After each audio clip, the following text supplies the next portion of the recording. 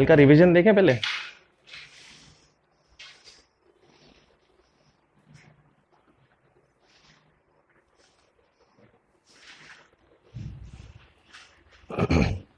Atlantic महासागर के currents का असर किस कौन से महासागर से भी आता है? हिंद महासागर से। हरिकेन को नापने का स्केल? सफीर सिम्पसन। कौन सा? हाँ, पार। ठीक है, पांचवी श्रेणी 251 पे आता है। फिर सड़क परिवहन और राजमार्ग मंत्रालय की कौन सी न्यूज़ थी? Nitin Gadkari. Black spot. Black spot कितने लंबे होते हैं? 500 मीटर। फिर कितने हजार बिजली गिरी? लाख? 55,000। सबसे ज्यादा मरे यूपी में और सबसे ज्यादा गिरी नहीं, उड़ीसा। फिर ये जो डेटा है किसने रिलीज किया था? सीआरओ पीसी ने। और ये सीआरओ पीसी किसके अधीन रहता है? आईएमडी के, मेटीरियोलॉजिकल डिपार्टमेंट। ये फ्लैट थे कोचिन के, तो सरकार ने इसको किस कानून के तहत रद्द करवा दिया? वो एसी नहीं, सीआरजेड। सीआरजेड के तहत ये ब्लॉक हो गए हैं। फिर रोड एक्सीडेंट फैटेलिटीज यानी कि कहाँ कितनी मृत्यु हुई, कितने प्रतिशत में, सारे लिख लिए थे अपन ने। फिर एक था NIDM, national institute of disaster management, और इसके बारे में न्यूज़ लिखी थी हमने। कुछ बदलाव लाए गए हैं एनआईडीएम में। उसके बाद में एनआईडीएम की फंडिंग जो की गई है वो कहाँ से की गई है? एनआईडीएम ने पोस्ट डिजास्टर नीड असेसमेंट बनाया है और फंडिंग वर्ल्ड बैंक से आती है। फिर सरबत दा भाला जगह का नाम? सुल्तानपुर लोधी।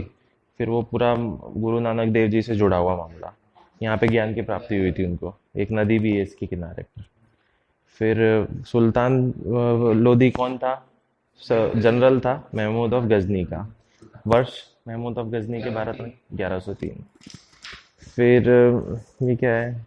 चेनानी नाशिरी, ये वो टनल की बात हो रही थी। Longest road tunnel in India, Bharat में सबसे लंबी टनल 40-41 किलोमीटर की टनल है।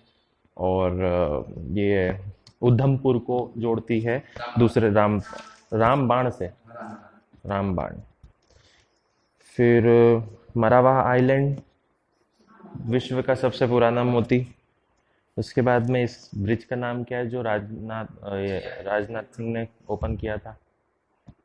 ये उसके नाम पे है जो इसको 2 बार परमवीर चक्र, महावीर चक्र मिला था। और महावीर चक्र कितने लोगों को मिल चुका है अभी तक? हाँ, चिवांग राइचेन सेतु बोलते हैं इसको। और महावीर चक्र दो दो बार कितने के लोगों को मिले? 6 अभी तक। ये क्या है?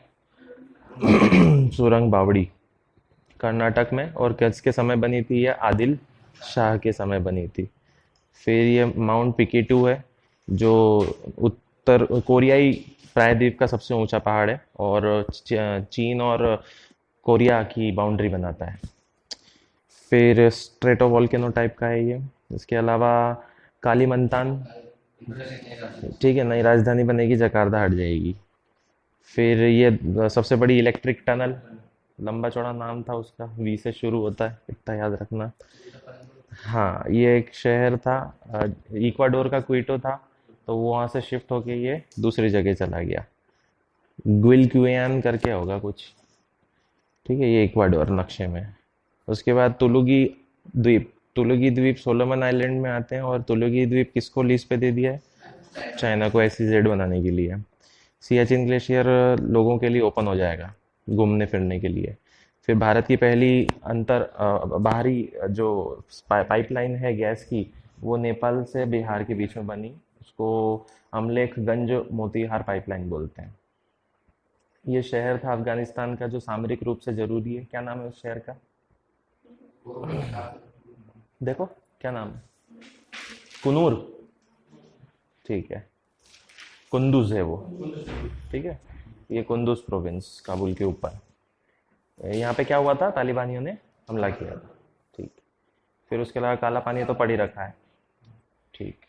इसके बाद में 2 शहर जो जॉर्डन ने लीज पर लिए थे, ठीक है, और फिर इसराइल से उसका नाम था बराक और घमर। फिर ये कौन सी जगह, ज्योग्राफी का बड़ा इंपॉर्टेंट चैप्टर बन गया है ये। इथोपिया के अंदर अफार ट्राइंगल है, अफार त्रिकोण। अफार त्रिकोण के अंदर क्या है? नहीं नहीं, वो नाम लिखवाए थे ना आपको। हाँ हाँ, ठीक। फिर यूरेनियम कोडप्पा में मिलता है, तो अब सभी को पता है। और कोडप्पा में तोमालापल्ले यूसीआईएल माइन है, जिसकी वजह से वहाँ पर पानी दूषित हो रहा है। फिर विश्व की दूसरी सबसे बड़ी कोयले की खदान देवचा पंचमी सेक्टर और देवगंज सेक्टर को मिलके बनती है। ठीक है, और ये दोनों, ये कौन से जिले में? बीरभूम में है, वेस्ट बंगाल। अरे कॉलोनी। ये फिर एक और कोई सेतु वगैरह बनाया है किसी नदी पे, सिसिरी, सिसिरी नदी। और ये सिसिरी नदी कहाँ से निकलती है? दिबांग, अरुणाचल प्रदेश के एक जिले से, सियांग। कौन सा सियांग? ईस्ट, पूर्वी सियांग। तो ये सिसिरी नदी रक्षा मंत्री ने इसका उद्घाटन किया। ठीक है, ये ईस्ट सियांग है। फिर अरमाको पे हमला यमन के हूथी ने किया था। फिर वाइट आइलैंड कौन से देश में है ये? न्यूजीलैंड।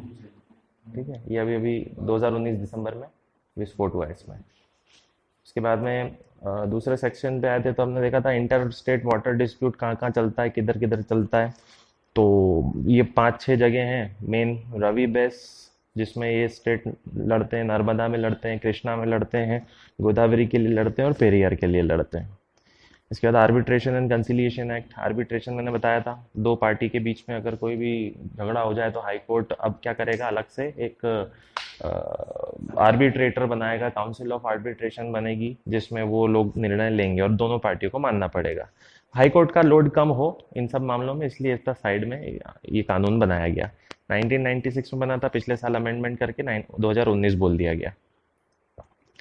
प्रोटेम स्पीकर तो अपन को पता ही है, क्या नाम है? वीरेंद्र कुमार। ठीक है ना, हाँ, इस बार के वीरेंद्र कुमार थे प्रोटेम स्पीकर। फिर 8 प्रकार की कमिटीज, मंत्रिमंडलीय समिति। इसमें से फिर याद रखना वो दो क्या अलग रहते हैं, आवास और संसद। फिर ये एडीसी, अलग अलग एडीसी होती हैं। तो हमने कौन सी एडीसी की बात करी थी कल? गारो हिल्स, खासी। हम मेघालय की बात कर रहे थे ना, और मेघालय की सरकार ने छठी अनुसूची से हटाने की वो प्रस्तावना दी है कि भैया हटाया जाए कुछ लोगों को। ठीक है, फिर मैंने आपको बताया था इसमें कुछ कानून भी लिखे थे अपन ने, वो 243M लागू नहीं होता है। ठीक है, तो उसके लगे डायरेक्ट एडीसी बन जाती है, काउंसिल परिषद बन जाती है इधर। और फॉरेन ट्रिब्यूनल हमने पढ़ लिया था, केवल कहाँ है? आसाम में ही है। तो इसको आगे और कंटिन्यू करना है, इसके 2-4 पॉइंट्स और इम्पोर्टेंट आ गए हैं। फिर ये तो बिल था, मोटर व्हीकल। कब बना था ये बिल? 88। ठीक है, ये अमेंड हो गया। फिर ईसीआई की स्वीप परियोजना योजना जो शिक्षा देती है चुनाव की, रिप्रेजेंटेशन ऑफ पीपल्स एक्ट 1951, उसमें अमेंडमेंट्स देख लिए थे। निर्वाचन आयोग की बात की थी। आधार कार्ड में अमेंड, आधार बिल में भी संशोधन हुए हैं 2019 में। इसमें मुख्य पॉइंट क्या है? एक हाँ, हट निरस्त करवा सकता है। और आधार बिल में अमेंडमेंट होता है तो दो और कानूनों में अमेंडमेंट करना पड़ता है, एक टेलीग्राफ एक्ट और दूसरा मनी लॉन्ड्रिंग 2002।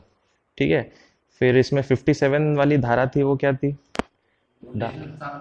वो बड़ी जरूरी है 57। वो उसमें निजी संस्थान मांग नहीं सकते आधार कार्ड, बाध्य नहीं कर सकते। फिर ये क्लियर है, लैप्सिंग ऑफ बिल, बिल कैसे हट जाते हैं? हाँ, 107। और इसमें दो तरीके हैं, लैप्सिंग ऑफ बिल और non lapsing. Constructive no confidence vote कहाँ पे लागू होता है, कौन से देश में? जर्मनी। यहाँ पे किसने लागू करने की बात की थी? उड़ीसा। कुछ नहीं होना, बढ़िया टिपिकल फॉर्मूला रहता है। आईएलपी के बारे में पढ़ लिया था हमने। आईएलपी कौन से कानून से बनता है? अंग्रेजों के बनाए हुए। पश्चिम बंगाल पूर्वी मोर्चा करके है ना एक, जो 1873 में बना था। तो उससे जुड़ी हुई एक और इम्पोर्टेंट हाईलाइट आ गई है, वो अपन को 1873, 1873 होगा वो, 3 है ना? हाँ, 1873, ये ध्यान रखना। अब उसमें क्या हो गया कि आपको तो पता है कि आईएलपी कहाँ लगेगा, अरुणाचल में लगेगा, नागालैंड में लगेगा, मिजोरम में लगेगा। अब सरकार किसको वापस चालू करने वाली है? इसको भी। क्यों करने वाली है? उसका कारण है कि आसाम में एनआरसी लगी हुई है, लोग यहां से भी तो भाग सकते हैं, तो दूसरी जगह चले जाएंगे।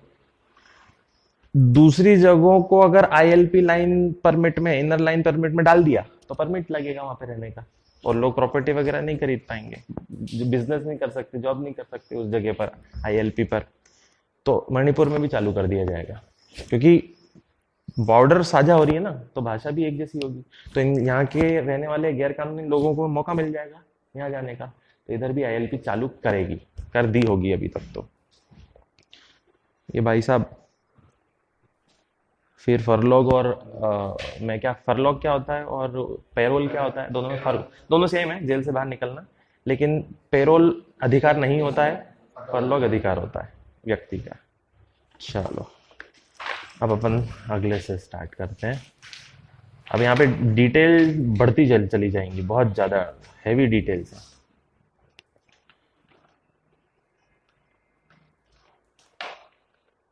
ठीक है,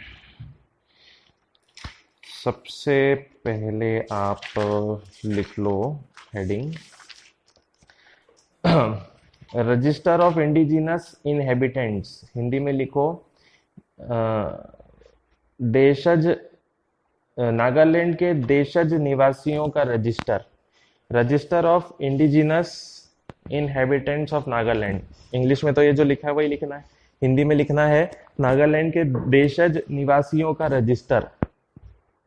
इसको शॉर्ट फॉर्म में बोलते हैं RIIN, नागालैंड के देशज निवासियों का रजिस्टर। अब नागालैंड के जो होम कमिश्नर हैं उनका नाम है R रामाकृष्णन। उन्होंने एक नोटिस जारी किया कि भैया नागालैंड के लोगों के लिए भी एक रजिस्टर बनेगा, और वो रजिस्टर क्या बोला जाएगा, देशज लोगों का या देशज निवासियों का रजिस्टर। क्यों बनेगा? क्योंकि पड़ोसी राज्य में भी एनआरसी बन रही है, और यहाँ आने का, यहाँ घुसपैठ होने का खतरा बना रहेगा। तो ये भी ध्यान रखना, एनआरसी के इशू में ये भी आ जाएगा कि नागालैंड ने भी अपना एक रजिस्टर बनाया है जिसको RIIN बोला जा रहा है। ठीक है, इसका काम क्या होगा ये लिख लो आप, गिव इनहेबिटेंट सर्टिफिकेट, निवासी प्रमाण पत्र देगा। गिव इनहेबिटेंट सर्टिफिकेट, निवासी प्रमाण पत्र देगा, comma survey in village and ward, गांव और वार्ड में सर्वे होगा। सर्वे इन विलेज एंड वार्ड, गांव एवं वार्ड में सर्वे होगा। ठीक है, कॉमा लगा के लिखना, it is a variant of NRC in Assam, ये आसाम के एनआरसी के समकक्ष है। It is a variant of NRC of Assam, ये आसाम के एनआरसी के समकक्ष है। ठीक है, क्वेश्चन बन सकता है कि एनआरसी के अलावा क्या असर आया आसपास के क्षेत्रों में, तो नागालैंड में भी RIIN बन गया है। ठीक है, अगला लिखो आप, नेक्स्ट, फ्री लीगल एड, मुफ्त न्यायिक सहायता, फ्री लीगल एड, मुफ्त न्यायिक सहायता। इसमें आप पूरी कहानी लिख लो स्टार्टिंग से। इन 1987 में legal service authorities act was made, न्यायिक सेवा प्राधिकरण अधिनियम बना। Legal service authorities act was made, न्यायिक सेवा प्राधिकरण अधिनियम बनाया गया। To give help to poor, ताकि गरीबों की मदद हो। To give help to poor, ताकि गरीबों की मदद हो। कौन सी मदद? न्यायिक मदद। ठीक है, इसके लिए ये कानून बना 1987 में। वो अपन को पूरा कहानी पता होना चाहिए कि एक महिला थी जिसने पीआईएल वगैरह लॉन्च किया था, गरीबों के लिए फ्री न्यायिक मदद मिल नहीं पाती थी क्योंकि सरकारी वकील इतने फ्री नहीं हो पाते थे। तो फिर बिहार के जेल में बंद बहुत सारे कैदियों को छोड़ा गया था। तो उसके बाद ये कानून भी बना था, इसको LSA बोला जाता है। अब इस कानून के तहत एक संस्थान बनी थी, उस संस्थान का नाम लिखो आप। ड्यू टू दिस एक्ट, इस कानून की वजह से NALSA वॉज मेड, NALSA बनाया गया, NALSA वॉज मेड, NALSA बनाया गया।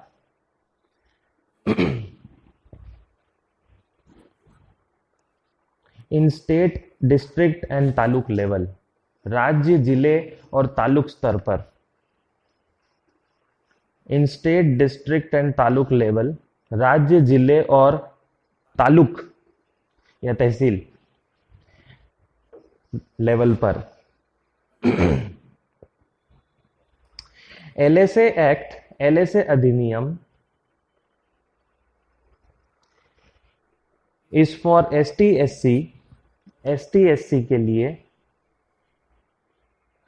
कॉमा वुमन चाइल्ड, महिला व बच्चों के लिए, एंड पुअर, और गरीबों के लिए है। ST SC, woman child and poor. ST SC गरीब बच्चे या महिलाओं के लिए है। अब ये न्यूज क्यों आई है फ्री लीगल एड की? बिल्कुल सिंपल सी न्यूज है। ये जो LSA कानून है, उस कानून के तहत जो संस्था बनी है NALSA, उसने सर्वे किया और सर्वे में ये पाया कि हमारा जो काम है लोगों की मदद करना, गरीबों की मदद करना, न्यायिक सहायता वगैरह देना, उसमें न्यायिक सहायता 90% गरीबों तक या इन लोगों तक जो आपने लिखा वो पहुंच ही नहीं पाती है। क्यों नहीं पहुंच पाती? क्योंकि वो हम पे भरोसा नहीं करते कि हमारे पास आए और मुफ्त सहायता मांगी तो मुफ्त में नहीं मिलेगी, उसके बीच में क्या होगा, करप्शन हो ही जाएगा। ये है इसका, इस सर्वे का मतलब। तो आप केवल ये लिख लो, सर्वे डन, सर्वे हुआ, and people don't have faith, और लोगों में कम भरोसा पाया गया। And people don't have faith, और लोगों में कम भरोसा पाया गया। ठीक है, तो ये पूरी कानून से बनी संस्था और संस्था का सर्वे, और सर्वे में पता लगा कि हम पे तो कोई भरोसा करता ही नहीं है। अगला, short discussion, short duration discussion, लघु काल चर्चा। कहाँ होती है लघु काल चर्चा? कहाँ होती होगी? लोकसभा, पार्लियामेंट में होती है, लोकसभा में भी होती है और राज्यसभा में भी होती है। लिख लो, शॉर्ट ड्यूरेशन डिस्कशन, लघु काल चर्चा। तो अभी एक लघु काल चर्चा हुई है, किस मामले में? चुनाव सुधार के मामले में। ठीक है, अब ये लघु काल चर्चा क्या होती है उसको समझ लो। लघु काल चर्चा करना, लघु काल मतलब बहुत कम टाइम के लिए, 2-3 शर्तें रहती हैं। लघु काल चर्चा जिसको भी करनी है उसको एक इशू निकालना पड़ेगा, एक मामला बताना पड़ेगा कि इस पे मुझे चर्चा करनी है। उस पर चर्चा सिर्फ और सिर्फ 2.5 घंटे तक हो सकती है, उससे ज्यादा नहीं हो सकती। ये लिमिट होती है 2.5 घंटे की। प्लस जो भी संसद वो चर्चा उठा रहा है वो उसके साथ में 2 और संसदों के साइन लगते हैं, 3 लोग होने चाहिए। ठीक है, क्यों होने चाहिए 3? क्योंकि जिसने वो चर्चा के लिए अप्लाई किया हो सकता है वो चर्चा के दिन एब्सेंट हो जाए, तो जो बाकी के 2 लोगों जिन्होंने साइन किया उनमें से कोई एक वो चर्चा कर सके। ठीक, फिर जब ये चर्चा पूरे पार्लियामेंट में होती है तो जो व्यक्ति ने इस चर्चा को शुरू किया है, वो जो साइन जिसने किया, वो जवाबदेह नहीं होता है। ऐसा नहीं हो सकता कि चर्चा मैंने शुरू करी और आप मुझसे ही प्रश्न कर रहे हो, मुझसे प्रश्न नहीं किया जा सकता। समझ गए? ये होती है, इसको शॉर्ट टर्म डिस्कशन बोलते हैं, ड्यूरेशन डिस्कशन। तो लिख लो, पहले इसके बारे में लिख लो आप। टाइम 2.5 आवर्स, समय 2.5 घंटे होते हैं, इससे ज्यादा नहीं होने चाहिए। Comma, signature of 2 other members, 2 अन्य सदस्य के हस्ताक्षर लगते हैं। Signature of at least 2 other members, 2 अन्य संसदों के हस्ताक्षर लगते हैं। अब जब मैंने सोचा कि मुझे चुनावी सुधार पे चर्चा करनी है लोकसभा राज्यसभा में जहां भी, तो मैं अपने दो पंटर लेके आऊंगा और उसको भी बोलूंगा कि तू साइन कर दे। अब साइन करके वो चर्चा में दूंगा किसको? तो संसद में एक जनरल सेक्रेटरी होता है, महासचिव संसद का, उसको ये शॉर्ट डिस्कशन का नोट देना पड़ता है कि मुझे चर्चा करनी है। तो ये नोट किसको दिया जाएगा वो भी लिख लो। Note given to secretary general, महासचिव को नोट दिया जाएगा। Note given to secretary general, महासचिव को नोटिस दिया जाएगा।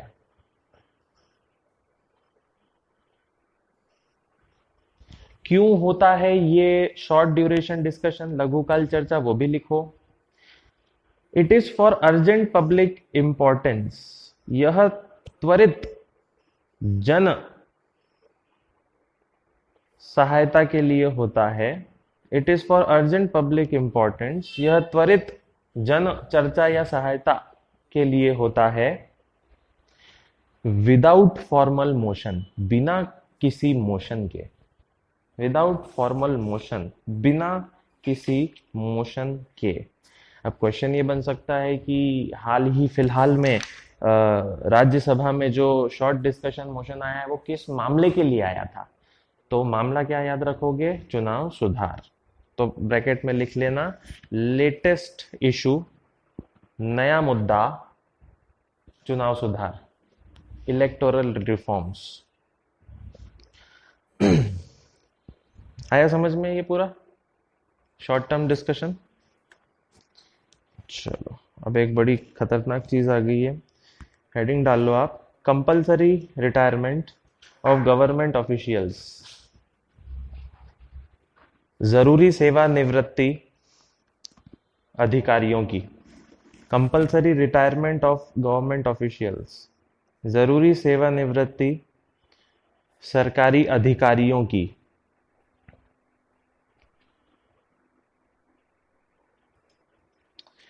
अब आप लिख लो इंफॉर्मेशन किसने दी है और ये सब के बारे में। अब ये मंत्रालय कौन सा रहेगा इसके अंडर? कंपलसरी रिटायरमेंट एक लंबा चढ़ा मंत्रालय है, जिस लोक कार्मिक और पेंशन मंत्रालय, ठीक है, जिसमें वो शिकायत वाला भी आ जाता है।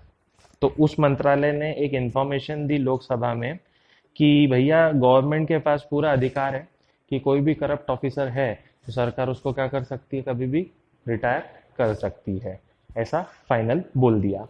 अब कोई भी ऐसा व्यक्ति जिसमें इच्छा की कमी है काम करने की, जो भ्रष्टाचार करता है, उसके अलावा उसमें इंटरेस्ट कम है काम करने का, ठीक है, या फिर उसके ऊपर कोई आरोप लगे हैं, नहीं भी लगे हैं, मतलब कोई भी ऐसी चीज जिसमें ऐसा लग रहा है कि ये व्यक्ति सरकारी महकमे में बैठकर बस बैठा हुआ है, काम नहीं कर रहा है ये, और ना हमारे काम का बचा हुआ है, सरकार उसको क्या कर देगी? रिटायर कर देगी।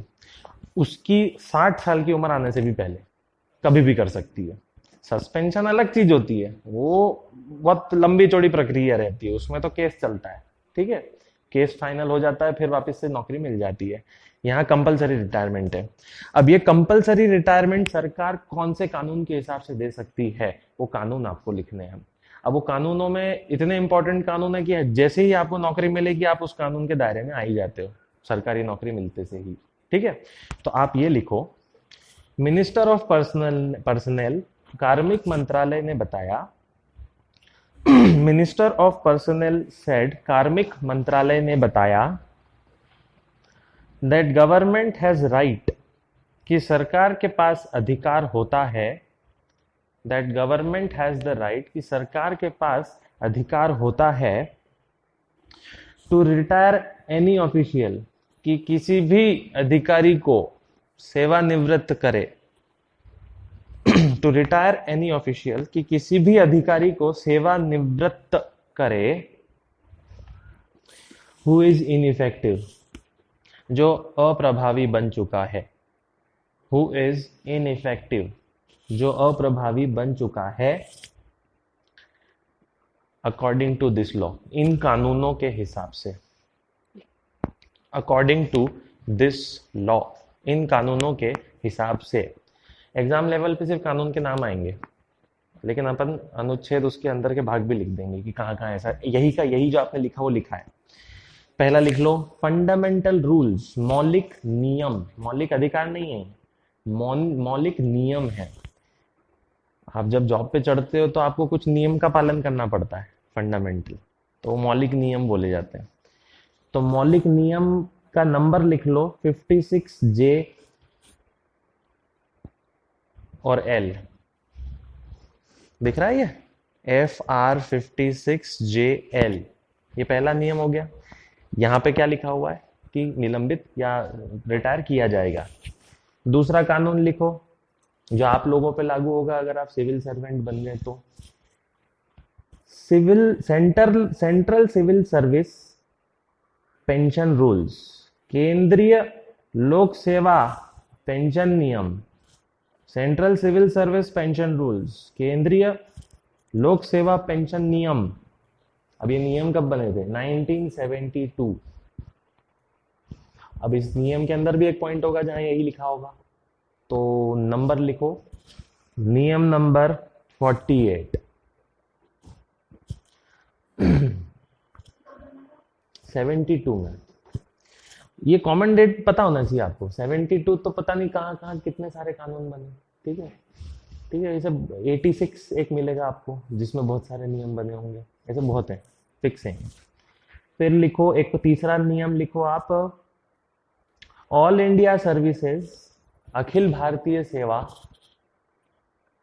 ब्रैकेट में लिखना डेथ कम रिटायरमेंट बेनिफिट्स, मृत्यु एवं सेवानिवृत्ति लाभ, डेथ कम रिटायरमेंट बेनिफिट्स, मृत्यु एवं सेवानिवृत्ति लाभ, 1958।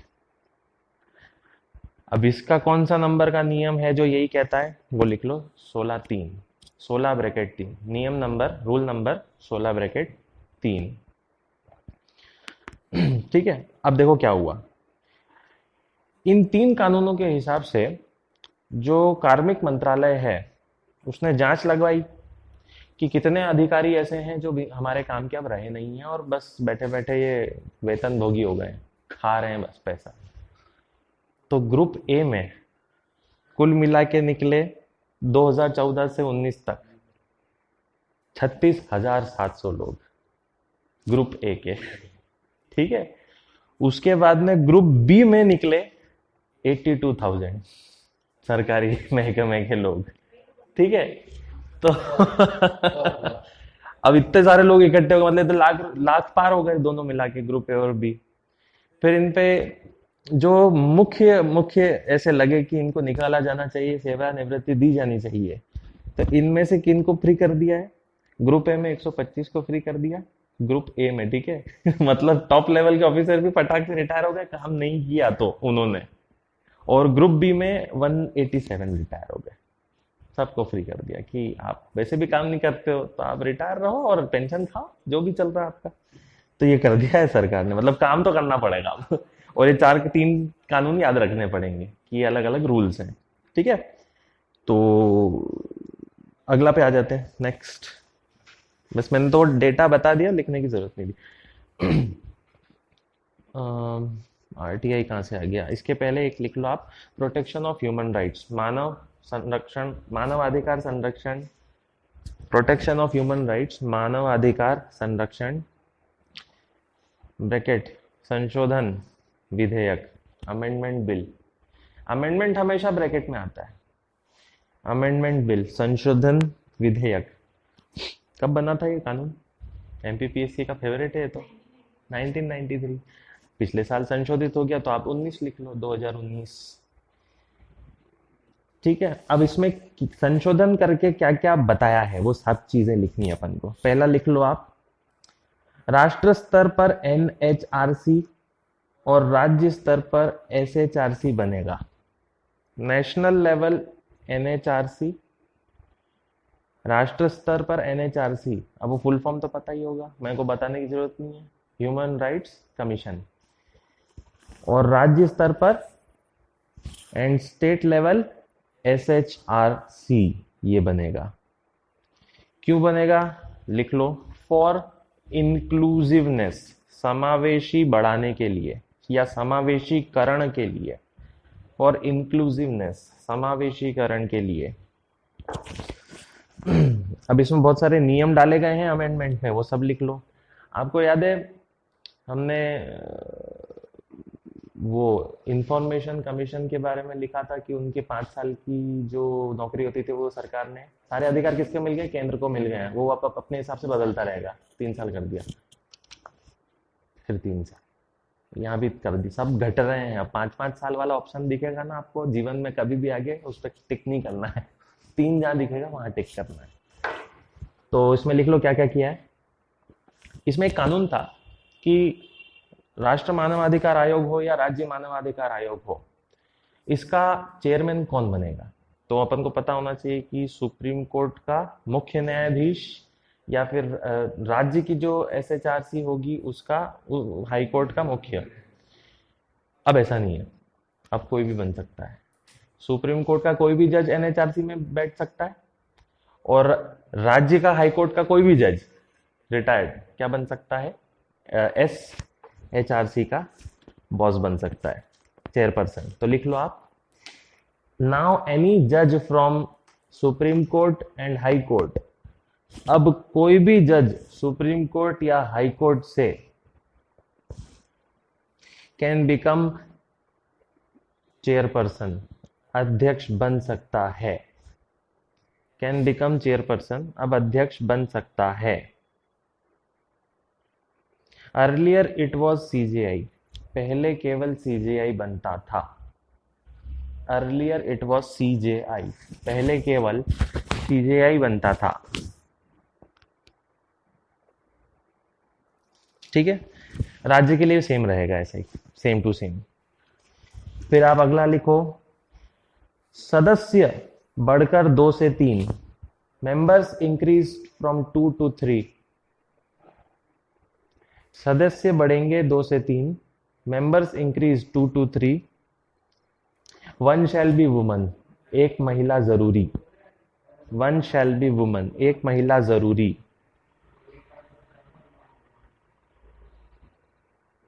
इन डीम्ड मेंबर्स, अन्य सदस्यों में, इन डीम्ड मेंबर्स, अन्य सदस्यों में, दीज आर नेसेसरी, ये जरूरी होंगे। दीज आर नेसेसरी, ये जरूरी होंगे। तो कौन कौन जरूरी होंगे। पहला, chairman of national commission of backward classes, पिछड़ा वर्ग राष्ट्रीय आयोग का अध्यक्ष।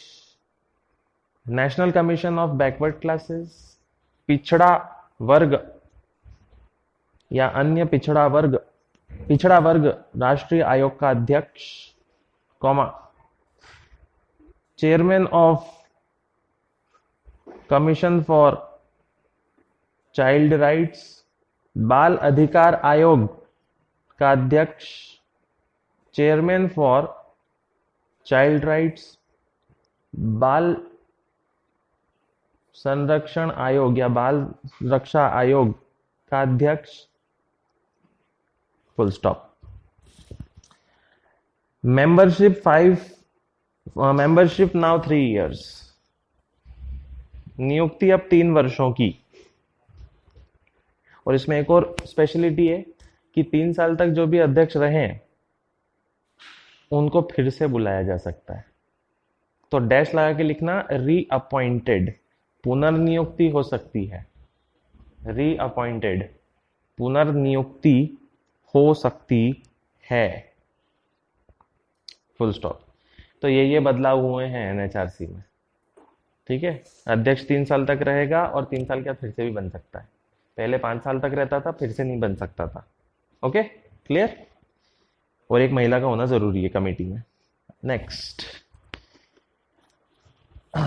इसमें लिख, ये तो अपन ने पढ़ लिया था, लिखने की जरूरत नहीं। राइट टू इंफॉर्मेशन, सूचना अधिकार अधिनियम को क्या कर दिया है, वापस से अमेंड कर दिया है। 2005 में किया था और अब 2019 में किया है। क्या क्या बदलाव लाए हैं याद है। वो वही 5 साल को क्या कर दिया है, 3 साल कर दिया है। दूसरा, वो सैलरी जो देश का जो मुख्य सूचना आयुक्त होगा, मुख्य सूचना आयुक्त, उसकी सैलरी रहेगी 2.5 लाख। और हर राज्य का जो सूचना आयुक्त होगा उसकी 225 होगी। ठीक है ना। अब इसमें एक चीज ये ध्यान रखना आप कि डिफरेंस क्या है सैलरी को लेकर। 2005 का आरटीआई में ये लिखा था कि जो भी सीजे सूचना अधिकारी होगा या आयुक्त होगा, मुख्य या केवल आयुक्त राज्य का, उनको जो भी पेमेंट मिलेगी वो क्या मिलेगी, उनकी पेंशन अगर जो भी है उससे कट के फिर पैसा मिलेगा। ये प्रावधान हटा दिया गया है। ओके। हटा दिया गया है, क्या मतलब क्या रहेगा, आपको पता ही है ना, धीरे धीरे इनकम बढ़ा ही रही है सरकार इन लोगों की। सुप्रीम कोर्ट का जज हो या सब हो, इनको ज़्यादा से ज़्यादा फैसिलिटी देने की कोशिश कर रही है गवर्नमेंट, ताकि ये ठीक से काम करें। तो ये प्रावधान ही हटा दिया है। हटा दिया है मतलब क्या, अब ऐसा कुछ है ही नहीं। मतलब इनको पूरी पेमेंट भी मिलेगी सूचना आयुक्त होने की, और इनकी जो पुरानी पेंशन चल रही है वो भी चलती रहेगी। ठीक है। ये दोनों साथ में चलेंगे। पुराने कानून में क्या था कि पेंशन का पैसा कट के वहां मिलेगा पूरा। ठीक है। तो बराबर हो जाता था एक तरीके से पेमेंट। अब ऐसा नहीं होगा, ये ध्यान रख लेना आप। तो ये लिखने की जरूरत नहीं, पढ़ लिया था हमने ये इंपॉर्टेंट है। नाम लिख लीजिए, पहले शॉर्ट फॉर्म लिख लो, ETPBS। ETPBS। ETPBS का फुल फॉर्म लिख लो, electronically transmitted postal ballot system. English में लिखना पड़ेगा ETPBS का, electronically transmitted postal ballot system.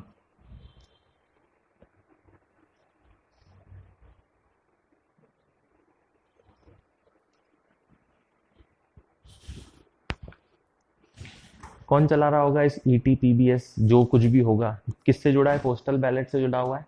मतलब ये कि पहले तो वो पत्र डालने पड़ते थे, अब वोटिंग ऑनलाइन हो सकती है। ठीक है। उन लोगों के लिए जो आर्मी में है, जो चुनाव में लगे हुए थे और वो पहुंच नहीं सकते थे अपना वोट देने के लिए, इस सिस्टम को ETPBS बोला जाता है। और कौन चलाता है इसको, इलेक्शन कमीशन। तो इसमें लिख लेना आप, first time in Lok Sabha election 2019, पहली बार LS चुनाव 2019 में, बाय EC ECI के द्वारा, election commission of India, by ECI के द्वारा। किसके लिए होता है ये, तो उसमें लिखना फॉर सर्विस वोटर, सर्विस वोटरों के लिए, for service voters, service voter के लिए। ठीक है। अब सर्विस वोटर कौन होते हैं, सर्विस वोटर में केवल दो ही श्रेणी आती है। अब नॉर्मल कोई अधिकारी है जो रतलाम में ही है और रतलाम में ही उसको कहीं ड्यूटी दे रखी है, तो कल को वो अपने कार्यालय जाके बैलेट पेपर डाल देगा, उसको टेंशन नहीं है। टेंशन दो लोगों को है, एक जो विदेश में और आ ही नहीं पाएंगे 1-2 साल तक, या 2-3 साल तक, या 3 महीने तक, 6 महीने तक, वो, और दूसरे सेंट्रल आर्म्स की फोर्सेस। ओके, केंद्र के सशस्त्र बल, वो भी नहीं आ सकते। तो उन दो लोगों के लिए ये सिस्टम बनाया गया है। ठीक है। तो दो लोगों का नाम लिख लीजिए, for central forces and employees outside country, केंद्रीय बल एवं विदेश में सरकारी अधिकारियों के लिए, for central forces and government officials outside the country, इन दो लोगों के लिए। इसमें क्या क्या इस्तेमाल होता है वो लिख लो। ये वेबसाइट रहती है, वेबसाइट के बाद एक OTP आता है और एक पिन नंबर भी रहता है उन लोगों के पास में, जिससे वो एडिट कर सकते हैं। डबल लेयर की सिक्योरिटी होती है ताकि कोई जालसाजी ना हो, कोई दूसरा वोट ना दे दे। तो लिख लेना, with help of OTP and pin, बस OTP और पिन की सहायता से vote, with the help of OTP and pin, OTP और पिन की सहायता से वोट। OTP पिन के अलावा एक और चीज होती है, QR कोड, QR। चलो अगले पे आ जाते हैं। अगला हेडिंग डालिए, आत्महत्या की धमकी या आत्महत्या का बहकाव। अबेटमेंट टू सुसाइड, आत्महत्या को बहकावा या बढ़ावा देना। Abetment to suicide. वो कैफे कॉफी डे के हेड ने आत्महत्या कर ली थी। उनका नाम था वीएस सिद्धार्थ। ठीक है, मेन बॉडी थे और उनकी कर्नाटक की एक नदी थी नेत्रावती नदी, उस वहां पे उनकी लाश मिली। कैफे कॉफी डे के मामला था। अब कैफे कॉफी डे के हेड ने यानी जो बोर्ड ऑफ डायरेक्टर में से एक व्यक्ति था, उसने सीईओ ने आत्महत्या तो कर ली, लेकिन एक लेटर लिखा उसने जो उसके घर पे मिला कि ये जो उसने काम किया आत्महत्या का, उसका कारण कौन था? कैफे कॉफी डे के बोर्ड ऑफ डायरेक्टर्स के कहने की वजह से। ठीक है, कि आरोप किसको लगा रहा हूं मैं मरते मरते? कि ये बोर्ड ऑफ डायरेक्टर की गलती है, जो भी हमारा कंपनी के अंदर तनाव बढ़ा था और मैं काम संभाल नहीं पाया था, तो मेरे को आत्महत्या करने को बोल दिया गया था। इसी को बोला जाता है एबेटमेंट टू सुसाइड। यानी कोई भी व्यक्ति किसी व्यक्ति को ऐसे उकसाता है कि वो आत्महत्या कर ले, तो उस पर यह आरोप लगता है, एबेटमेंट टू सुसाइड। ठीक है, जिसमें जो धारा लगती है वो रखती है 306 आईपीसी 1860 की। तो आप लिख लो, Cafe Coffee Day CEO suicide. Cafe Coffee Day के सीईओ की आत्महत्या नेत्रावती रिवर कर्नाटक, कर्नाटक के नेत्रावती नदी में। नेत्रावती रिवर इन कर्नाटक, कर्नाटक के नेत्रावती नदी में। इसमें लिखिए अबेटमेंट ऑफ सुसाइड, आत्महत्या का बहकावा। अबेटमेंट ऑफ सुसाइड, आत्महत्या का बहकावा is under IPC 1860, IPC 1860 is under IPC 1860, IPC 1860 section 306 के 306 में आता है, कि धारा 306 में आता है। ठीक है, एक व्यक्ति दूसरे व्यक्ति को सुसाइड करने के लिए बहका रहा है, उसको 306 में लाया जाएगा उस व्यक्ति को, ये ध्यान रहना। Jail of 10 years non bailable, 10 साल की जेल गैर जमानती, इतनी जेल मिलती है। ठीक है, अब देखो सजा किसको मिल सकती है? 3 प्रकार से मिल सकती है, लिखने की जरूरत नहीं है, मैं समझा देता हूं। पहले तो उस व्यक्ति को मिल सकती है जिसने उसको बहकाया है आत्महत्या करने के लिए, उस व्यक्ति को मिलेगी। दूसरा, किसी ने षड्यंत्र रचा कि सामने वाला आत्महत्या कर ले, अपन वैसा कुछ करते हैं काम, ठीक, वो उस व्यक्ति को मिल सकती है। और तीसरे को मिलती है जिसने विक्टिम को जो भी वो जब भी वो मरने जा रहा था उस वक्त या तो उसको और धक्का दिया या फिर बचा सकता था, कुछ नहीं किया, उसकी जिम्मेदारी वही थी कि वो बचाए, लेकिन कुछ भी नहीं किया उसने, तो उस पर भी ये आरोप लग सकता है 306 का। ठीक है, मतलब कोई मर रहा है और आपके सामने दिख रहा है कि वो आत्महत्या कर रहा है और आप कुछ भी नहीं कर रहे हो, तो भी आपके सामने, और आपको कोई और देख रहा है, तब आप पे 306 लग सकती है। ठीक है, और 10 साल की जेल हो सकती है कि तुमने कुछ किया क्यों नहीं। पर वो सिद्ध होना बड़ा मुश्किल हो जाता है कई बार, इसलिए। ठीक है, ये 3 तरीके रहेंगे। नहीं, वो बोलेगा ना कि मैं तो इसी को देख रहा था दूर से। ठीक है, तो उसमें भी लगेगी तो ऐसे तो भीड़ में भी आत्महत्या कर लेते हैं कुछ लोग, तो भीड़ पे लगेगी क्या? तो नहीं हो सकता ना। ठीक है, बहुत रेयर केस हो जाते हैं कि ऐसा हुआ था कुछ। अगला आर्टिकल 370, ये अपन लिखेंगे नहीं, इसमें अपन लिखेंगे, ये लिखेंगे ये पढ़ भले ही रखा आपने कि हाँ हो गया खत्म, पर क्वेश्चन बनने के तो चांस अभी भी है।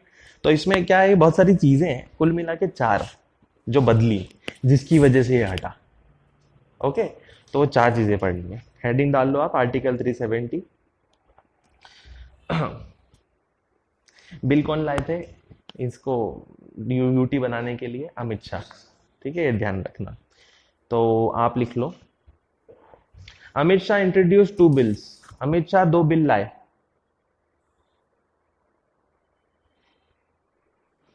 To make today's Jammu Kashmir, आज का जम्मू कश्मीर बनाने के लिए। To make today's Jammu Kashmir, आज का जम्मू कश्मीर बनाने के लिए। तो अपन वो सारे बिल लिख लेते हैं। इस बिल के अलावा देखो दो बिल रहेंगे जिससे आज का जम्मू कश्मीर बना।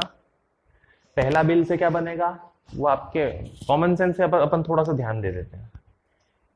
जम्मू कश्मीर आज का जो है जिसमें 2 यूटी बन गई, तो संशोधन कहाँ होगा, कॉन्स्टिट्यूशन के सेकंड में जहां पे नाम वगैरह लिखा रहता है राज्यों का और उनका। ओके, और जो दूसरा वाला बिल आया है वो बिल किस लिए है ये ध्यान रखना। 10% कोटा वाला आया था अभी, गरीबों के लिए 10% कोटा, तो वो कहाँ लागू होगा, अब यहाँ भी। ठीक है, तो वो दूसरा बिल उसके लिए। ठीक, तो ऐसे 2 बिल हैं। उसके अलावा एक ऑर्डर होगा किसकी तरफ से, राष्ट्रपति की तरफ से। ठीक, तो ऐसे 2 ऑर्डर हो रहे हैं, मतलब 4 चीजें हैं जो इसमें पूछी जाएंगी। तो पहला आप लिख लो, अपन ऑर्डर भी लिखेंगे। ठीक है, आदेश राष्ट्रपति के 2 और 2 बिल लिख लेंगे। पहला लिख लो आप, कॉन्स्टिट्यूशन संविधान bracket application to Jammu Kashmir, Jammu Kashmir का विषय ब्रैकेट क्लोज, ऑर्डर आदेश 2019। ठीक, अब ये नाम खत्म नहीं हुआ है, ये चलता जाएगा नाम। अभी तो समझ में आ रहा ना क्या है, जम्मू कश्मीर से जुड़ा हुआ आदेश है। अब लिखो सेमी कोलन लगा के ब्रैकेट में, रिफर आर्टिकल 371 अनुच्छेद 370 ब्रैकेट 1 देखें, रिफर आर्टिकल 370 ब्रैकेट 1 अनुच्छेद 370 ब्रैकेट 8 देखें। ये नाम जाके अब खत्म हुआ है। अब ये जो ऑर्डर था पूरा का पूरा किसने जारी किया, डैश लगा के लिखो, प्रेसिडेंट सुपरसीडेड, राष्ट्रपति ने अधिक्रमण किया, प्रेसिडेंट सुपरसीडेड, राष्ट्रपति ने अधिक्रमण किया द 1954 ऑर्डर, 1954 के आदेश को, 1954 ऑर्डर, 1954 के आदेश को रिलेटेड टू 370 जो 370 से जुड़ा था। ठीक है, मतलब अपन ने एक ही पॉइंट में 2 आदेश लिखे हैं, एक 54 का आदेश, ठीक है, जिसमें जम्मू कश्मीर को विशेष अधिकार मिल रहे थे, और 370 में जोड़ा जा रहा था वो सब, और फिर अभी जो छीना वो वाला आदेश, छीनने वाला आदेश पहले है और जो लागू था आदेश वो बाद में है। तो आपने सुपरसीड और या क्या लिखा है, अधिक्रमण, मतलब कैंसिल कर दिया है पुराना आदेश। ये पहला पॉइंट हुआ। दूसरा पॉइंट लिखो, resolution for repeal of article 370, अनुच्छेद 370 को हटाने का संकल्प, ये भी लोकसभा राज्यसभा में पारित हुआ संकल्प। Resolution for repeal of article 370, 370 को हटाने का संकल्प,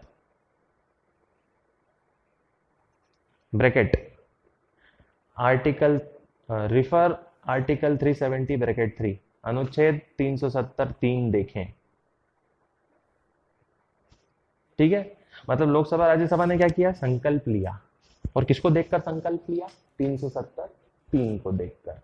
ओके, तीसरा पॉइंट पे आ जाओ, फिर बिल आ जाएगा। अब जम्मू कश्मीर रीऑर्गेनाइजेशन बिल, जम्मू कश्मीर पुनर्गठन विधेयक, आर्टिकल 3 ब्रैकेट में लिखना अनुच्छेद 3, मतलब अनुच्छेद 3 के हिसाब से क्या हुआ है, वापस से पुनर्गठन हुआ है, डैश इनटू यूटी, यूटी में। इसमें आपको एक्स्ट्रा डिटेल मैं नहीं लिखवाऊंगा, पता होना चाहिए। लद्दाख की लेजिस्लेटिव असेंबली नहीं है, जम्मू की है। ठीक है, तो ये अपन नहीं लिखेंगे, लेकिन ये इसी का हिस्सा है तीसरे पॉइंट का। ठीक है, यूटी लिख दिया ना तो समझ जाना। चौथा, Jammu Kashmir reservation second amendment bill, Jammu Kashmir संरक्षण द्वितीय संशोधन विधेयक, Jammu Kashmir reservation second amendment bill, संरक्षण द्वितीय संशोधन विधेयक 2019। पुराने वाले का नाम लिखो। अब ये दूसरा संशोधन है, तो पहला ये जम्मू कश्मीर रिजर्वेशन पहला कब आया था? ओल्ड वॉज 2004, पुराना था 2004। तो नए वाले में क्या हुआ बता दिया मैंने आपको। क्या लिखोगे? 10% रिजर्वेशन, बस ये 10% रिजर्वेशन अब जम्मू कश्मीर में भी लागू होगा। ठीक है, वो इकोनॉमिक और वीकर सेक्शंस। अमेंडमेंट नंबर कौन सा है इसका? 124, 125, 25 तो 124 है। ठीक, अब ये चार याद रखना, इसी में से होगा जो होगा। चलो अब अगले आ जाओ।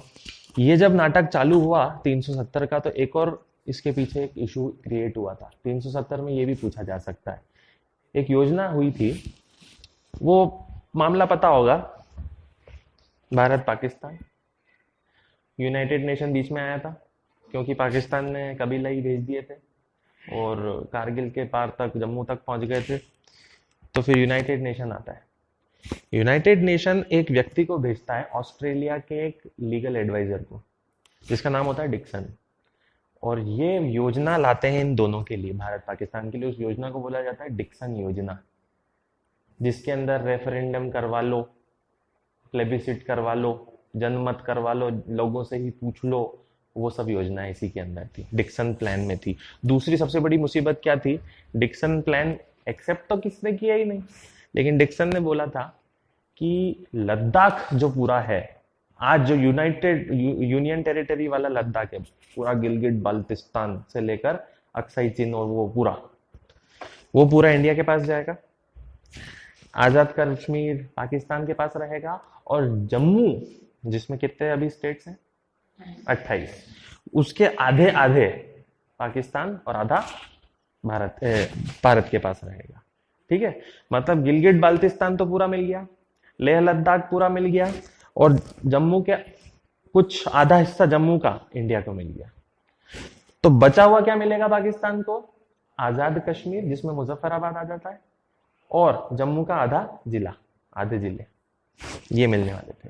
पर इन्होंने तो कुछ करा ही नहीं था कि हम सेना नहीं हटाएंगे। फिर वो भी बात हुई थी कि सेना हटानी पड़ेगी, इसके लिए सब था।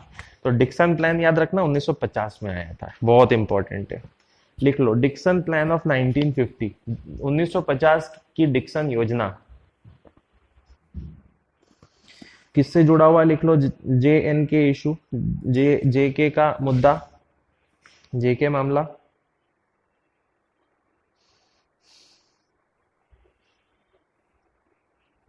United Nation sent Owen Dixon, संयुक्त राष्ट्र ने ओवेन डिक्सन को भेजा। United Nation sent Owen Dixon, संयुक्त राष्ट्र ने ओवेन डिक्सन को भेजा इन 1950, 1950 में। ही वॉज ऑस्ट्रेलियन, वे ऑस्ट्रेलियाई थे, न्यायाधीश थे ऑस्ट्रेलिया के, जूरिस्ट थे। तो इन्होंने जो भी सजेशन दिया था उसको क्या बोला जाता है? डिक्सन प्लान बोला जाता है। तो डिक्सन प्लान में क्या क्या था वो लिख लो। Complete Ladakh and northern areas, पूरा लद्दाख और उत्तरी क्षेत्र, complete Ladakh and northern areas, पूरा लद्दाख और उत्तरी क्षेत्र। उत्तरी क्षेत्र का मतलब क्या रहेगा? Gilgit Baltistan, goes to India, Bharat के पास जाना चाहिए या जाएगा। Azad Kashmir and half Jammu goes to Pakistan, Azad Kashmir और आधा जम्मू पाकिस्तान जाएगा।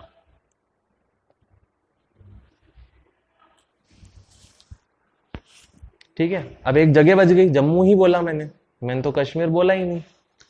कश्मीर किसके पास जाएगा? उसके लिए क्या था? जनमत। तो लिखना plebiscite for Kashmir valley, Kashmir घाटी के लिए जनमत, क्योंकि बीचों बीच आ रहा है ना पूरा। प्लेबिसिट फॉर कश्मीर, कश्मीर घाटी के लिए जनमत। ठीक है, याद रखना डिक्सन प्लान। अगले पे आ जाओ। अभी हाल फिलहाल में वेंकैया नायडू जो अपने उपराष्ट्रपति हैं, उन्होंने एक और इशू जारी किया, एक और बात कही कि सुप्रीम कोर्ट जो है वो केवल एक ही जगह पर है, दिल्ली में। अब कोई चेन्नई में बैठा, कोई कलकत्ता में बैठा, तो उनको क्या जरूरत पड़ती, बार बार इतनी लंबी दूरी तक जाना पड़ता है सुप्रीम कोर्ट के लिए। तो बेंचेस होनी चाहिए, ठीक है। उसकी वकालत करी उन्होंने कि कुछ ऐसा सिस्टम हो। और फिर वापस आ जाता है यहाँ पे आर्टिकल 130, ठीक है। आर्टिकल 130 सुप्रीम कोर्ट के लिए जो बोलता है कि सुप्रीम कोर्ट वहां रहेगा जहाँ जरूरी है, और दिल्ली में तो रहेगा ही रहेगा। प्लस इसके अलावा जहाँ जरूरी हो वहां पे उसकी बेंच स्थापित की जा सकती है, ठीक है। स्थापित करना बहुत बड़ी बात है, आसान काम नहीं है। तो लिख लो आप, सुप्रीम कोर्ट क्षेत्रीय पीठ, regional benches. Supreme court regional benches, supreme court की क्षेत्रीय पीठ, खंडपीठ।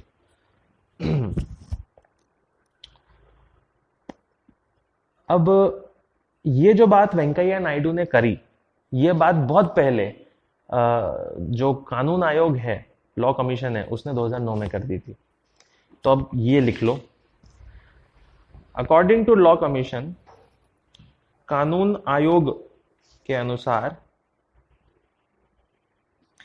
इन 2009 रिकमेंडेशन, 2009 की अनुशंसाओं पर, इन 2009 रिकमेंडेशन, 2009 की अनुशंसाओं पर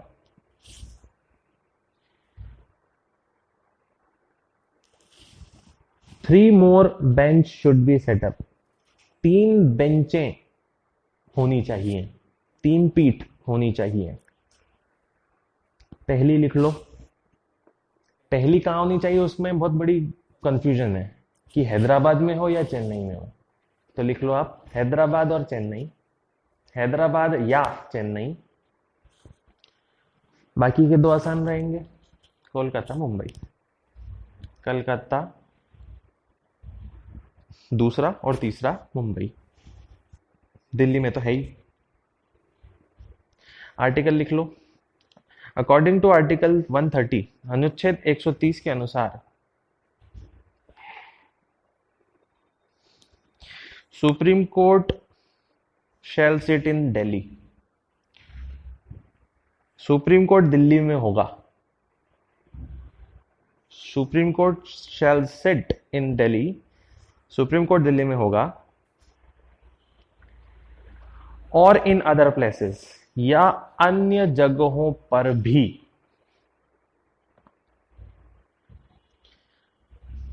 बाय सीजेआई, सीजेआई की शक्ति से, बाय सीजेआई, सीजेआई की शक्ति से।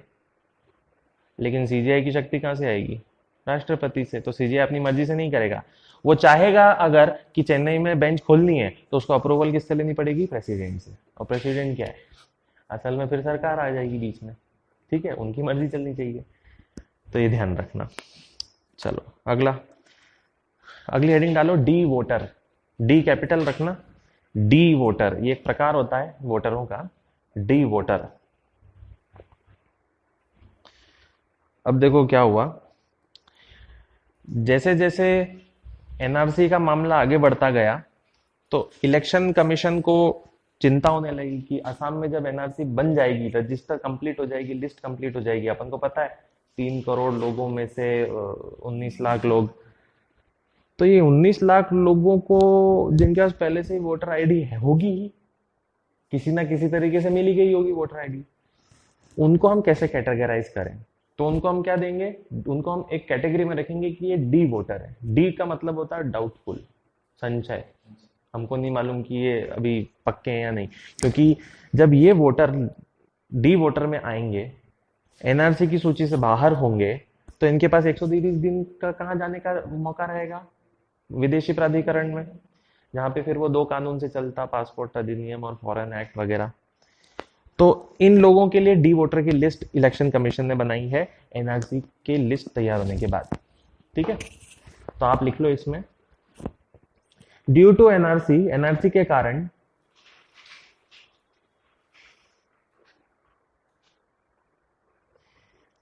Election commission will make D voters, चुनाव आयोग अब डी वोटर बनाएगा। Election commission will make D voters, चुनाव आयोग अब डी वोटर बनाएगा,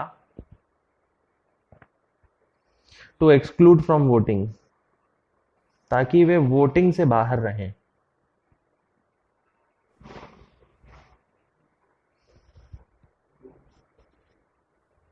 टू एक्सक्लूड फ्रॉम वोटिंग, ताकि वे वोटिंग से बाहर रहें। D means doubtful. डी का अर्थ है संशय। अब ये डी वोटर बहुत पहले से ही चलता आ रहा है, ठीक है। इलेक्शन कमीशन ने डी वोटर कब शुरू किया था वो लिख लो। D voter was started in 1997। D voter 1997 से शुरू है।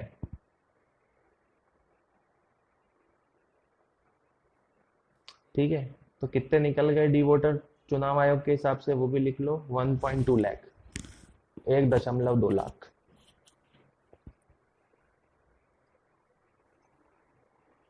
ठीक है, ये भी ध्यान रखना, कोई ऐसा व्यक्ति जो विदेशी प्राधिकरण में चला गया कि भैया मैं भारत का ही हूं और उसका मामला चल रहा है, तो भी वो वोट नहीं कर पाएगा। ओके, तो ऐसी छोटी छोटी बातों पे क्वेश्चन बन सकते हैं। चलो अगले पे आ जाते हैं। केंद्र सरकार ने एक इंडेक्स जारी किया, बनाया है, अभी जारी नहीं किया है, अभी बनाया है। Good governance index. Good governance, अच्छा प्रशासन सूचकांक, गुड गवर्नेंस इंडेक्स किसने लॉन्च किया लिख लो।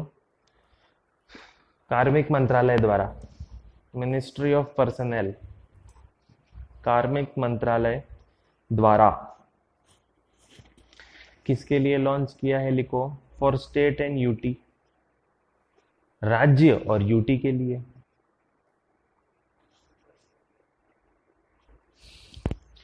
किसके बर्थडे पे लॉन्च किया तो लिखो 25 दिसंबर अटल बिहारी वाजपेयी बर्थडे।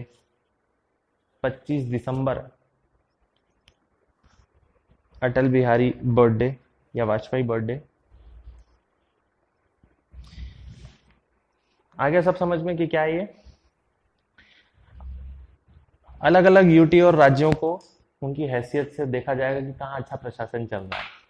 तो किस हैसियत से देखा जाएगा। 10 कृषि, उद्योग, वाणिज्य उद्योग, मानव संसाधन ह्यूमन एचआरडी, स्वास्थ्य, पब्लिक इंफ्रास्ट्रक्चर यानी अधोसंरचनाएं, सड़क, ब्रिज, पुल, इकोनॉमिक गवर्नेंस, आर्थिक प्रशासन कितना अच्छा है राज्य में, सोशल वेलफेयर एंड डेवलपमेंट यानी आर्थिक विकास, सामाजिक विकास, जुडिशियल पब्लिक सिक्योरिटी, जन सुरक्षा और उनकी न्यायिक सहायताएं, पर्यावरण, सिटीजन सेंट्रिक गवर्नेंस, नागरिकता केंद्रित सरकार या प्रशासन कि कितना ध्यान रख रही है अपने नागरिकों का।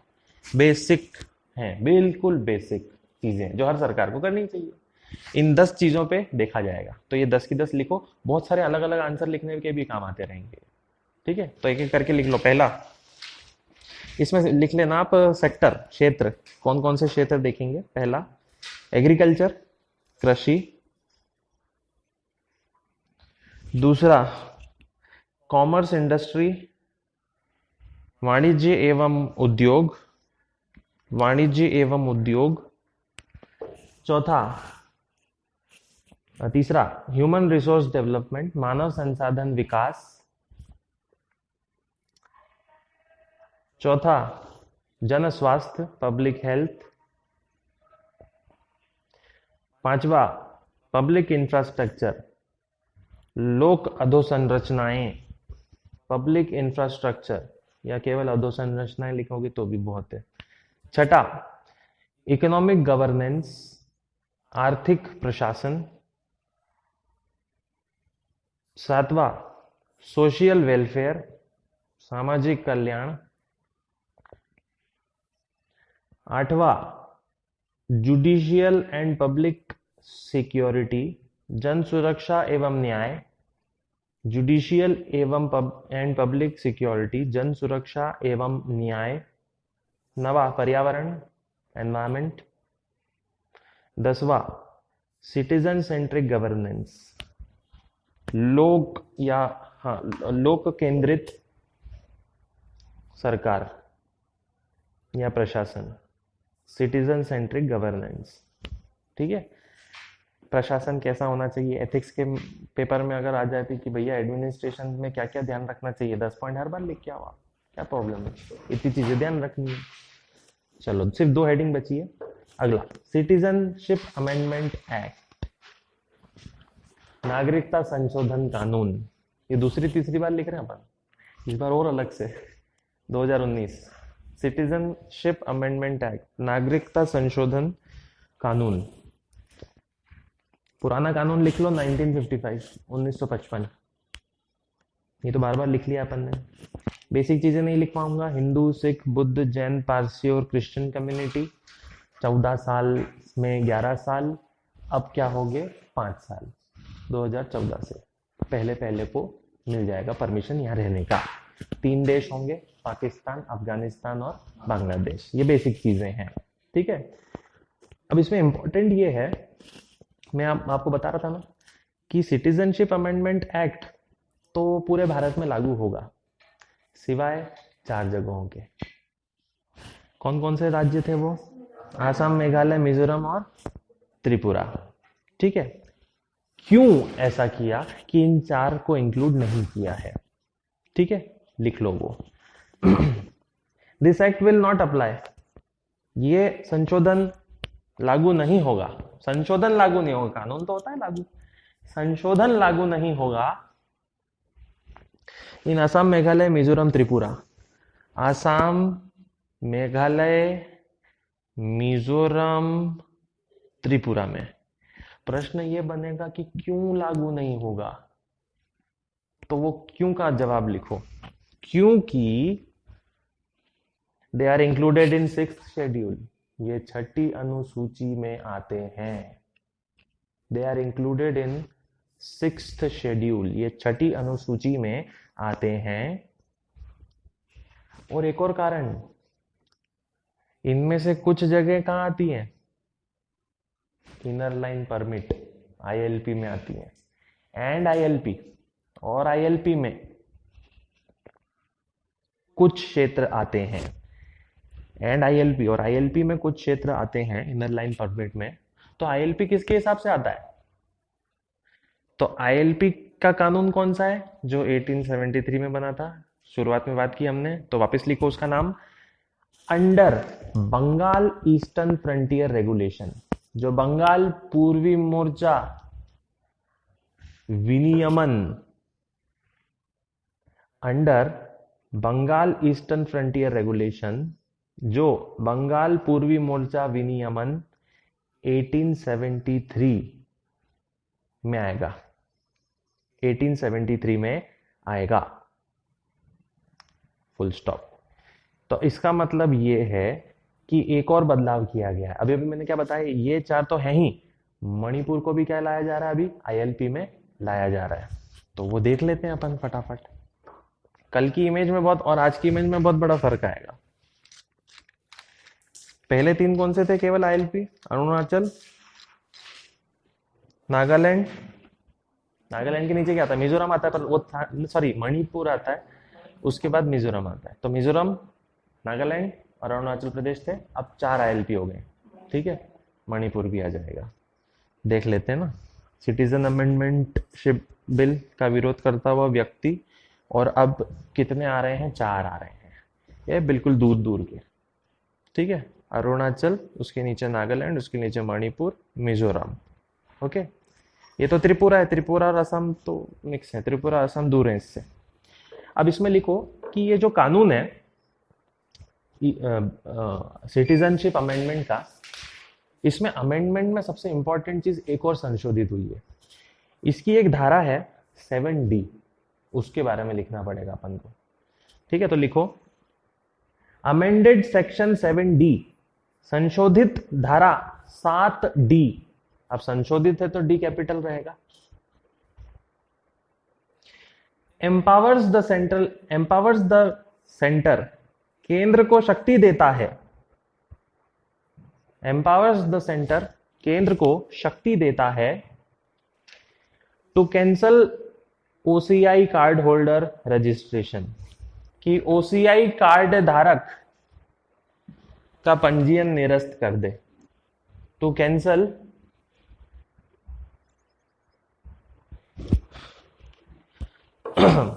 ओसीआई कार्ड होल्डर कि ओसीआई कार्ड धारक पंजीयन निरस्त कर दे। सरकार को अगर लगा कि ओसीआई जिसको बनाया गया है, ओसीआई मतलब overseas citizen of India, Bharat का नहीं है लेकिन आता जाता रह सकता है बिना वीजा के, ओसीआई वो होते हैं, तो सरकार चाहे तो कभी भी उसको निरस्त कर सकती है। तो एक अमेंडमेंट तो आपने सिटीजनशिप अमेंडमेंट एक्ट हो गया, उसके अंदर 7D क्या था वो याद रखना, ओसीआई से जुड़ा हुआ है। ओसीआई का पंजीकरण पंजीकरण हटाने की पूरी ताकत अब किसने रख ली? केंद्र ने। मतलब इस साल जो भी क्वेश्चन आएंगे उसमें ताकत किसके पास जा रही है सब हर बार, ये ध्यान रखना पॉइंट। तो ज्यादा सोचना भी नहीं पड़ेगा आपको कि हाँ केंद्र के पास गई ही होगी ताकत, ठीक है। तो ये एक इशू रहेगा। अब देखो ये जो ब्लू कलर है ये आईएलपी रिजिम में आ गए। Not exempted from cab, citizen amendment bill से सुरक्षित नहीं। ये तो सुरक्षित है, यहां लागू कहां हो रहा है ये अमेंडमेंट? यहाँ लागू नहीं हो रहा है, लागू कहां हो रहा है? पूरे भारत में और यहाँ भी, ठीक है। तो ये आजाद नहीं है, आसाम मेघालय त्रिपुरा में कैब लागू हुआ। अब तो कैब भी नहीं बोलते, अब तो पूरा बोलना पड़ता है, CAA बोलना पड़ रहा है, लागू हो चुका है क्योंकि सिटीजनशिप अमेंडमेंट एक्ट बोलना पड़ेगा, ठीक है। फिर एरियाज अंडर 6th शेड्यूल, 6ठी अनुसूची आने वाले क्षेत्रों में भी लागू नहीं होगा। तो आपको ये थोड़ा ब्राउन ब्राउन कलर दिख रहा था आसाम में, वो हमने कल देख लिया था, बॉर्डरलैंड जहां एडीसी बनी हुई है वो, ठीक है, जयंती खासी है वो सब आते हैं। चलो अगली हेडिंग डाल लो अब आप। अगली हेडिंग जो आप डाल रहे हो वो हेडिंग इसी से निकल रही है, ध्यान रखिएगा। आपने अभी कानून लिखा है बंगाल ईस्टर्न फ्रंटियर रेगुलेशन, वापस अब नई हेडिंग बना के लिखो BEFR 1873, पूरा नाम नहीं लिखना, अब BEFR लिख लो 1873 में।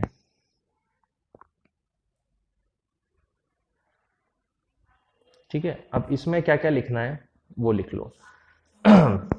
एक्सटेंडेड टू मणिपुर, मणिपुर में भी लागू होगा। क्यों लागू होगा फिर से जवाब दो, ताकि वहां के स्थानीय लोगों को CAA के संशोधन से बचाया जा सके, ठीक है। To protect CAA, to protect from CAA 2019, ताकि CAA 2019 से बचाया जा सके। टू प्रोटेक्ट फ्रॉम CAA 19 से बचाया जा सके। मतलब CAA तो संशोधित हुआ ही हुआ, सिटीजनशिप अमेंडमेंट बिल, उसके अलावा एक और चीज संशोधित हुई है, ठीक है, बंगाल फ्रंटियर वाला कानून संशोधित हुआ है, ये ध्यान रख लेना बस। चलो हाँ, इसमें एक और इम्पोर्टेंट रहेगा, अगर मणिपुर की बात करी है अपन ने तो अपन कहाँ चले जाते हैं, आर्टिकल 371 और फिर वो लिस्ट आ जाती है, तो उसमें कहाँ संशोधन हुआ है वो भी अपन लिख लेंगे। एक लाइन और जोड़ के आप लिख लो इसमें,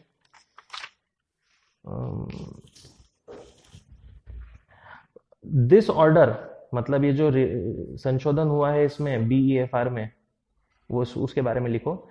this order is released by president, यह आदेश राष्ट्रपति द्वारा दिए गए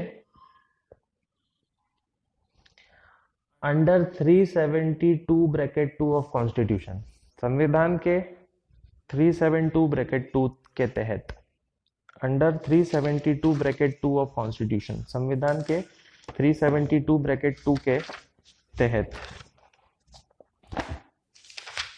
चलो ये भी काम हो गया अपना, ठीक है। अब अपन दूसरे पार्ट पे आ रहे हैं, ईयरली रिवीजन, वो डाल लो, 9 पार्ट रहेंगे इसमें छोटे छोटे, जल्दी हो जाएंगे आज काम। और इसमें से ज्यादातर आपने सुन रखे हैं तो प्रॉब्लम नहीं आएगी। अब पहले हेडिंग डाल लो आप, शहीद कोष, शहीद फंड।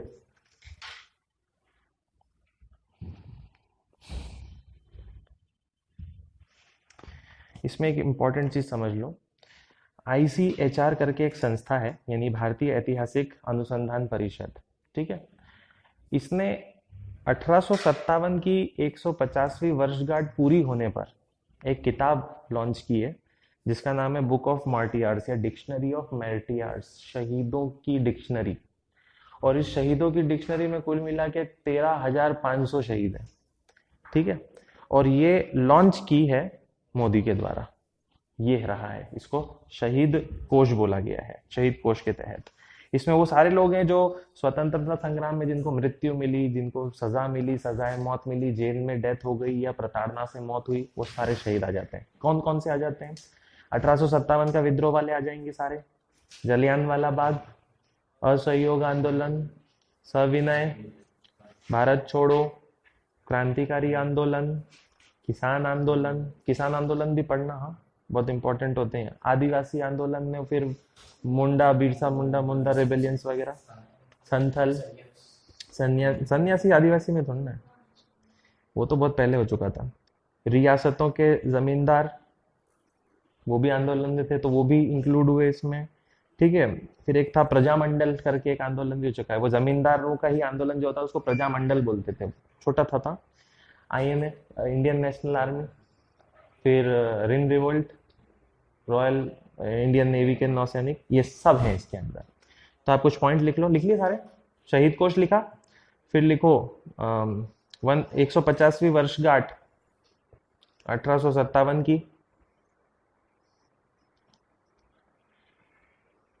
पुस्तक का नाम लिखो dictionary of martyrs, martyrs, dictionary of martyrs.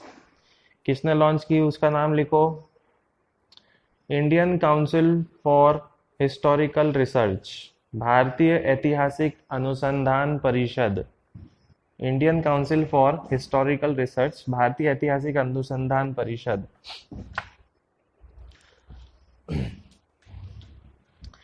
उसमें लिख लो 13,500 शहीद, नाम मैंने आपको बता दिए, वो सब सारे आ गए। जलियांवाला बाग से 1857 से लेकर आजादी तक जितना भी हुआ सब आ गए उसमें। चलो नेक्स्ट हेडिंग डाल लीजिए।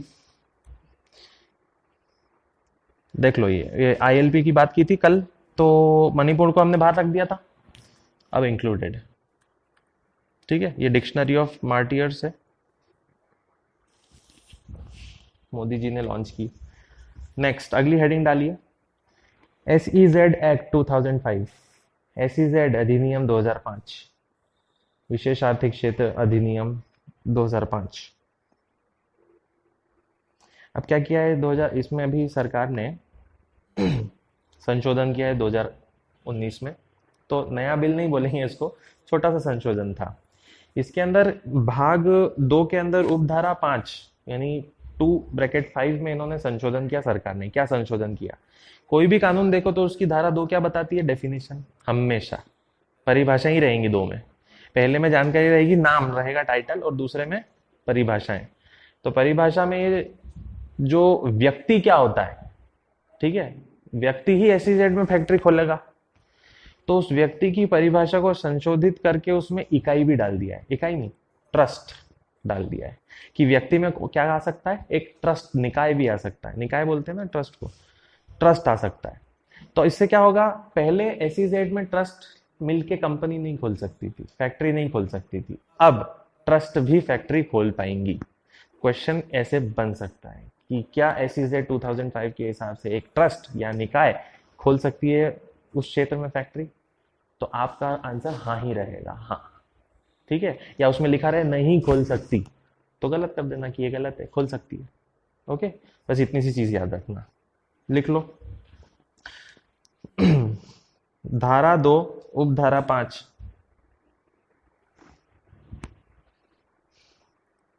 में ट्रस्ट शब्द जोड़ा गया, में ट्रस्ट शब्द जोड़ा गया।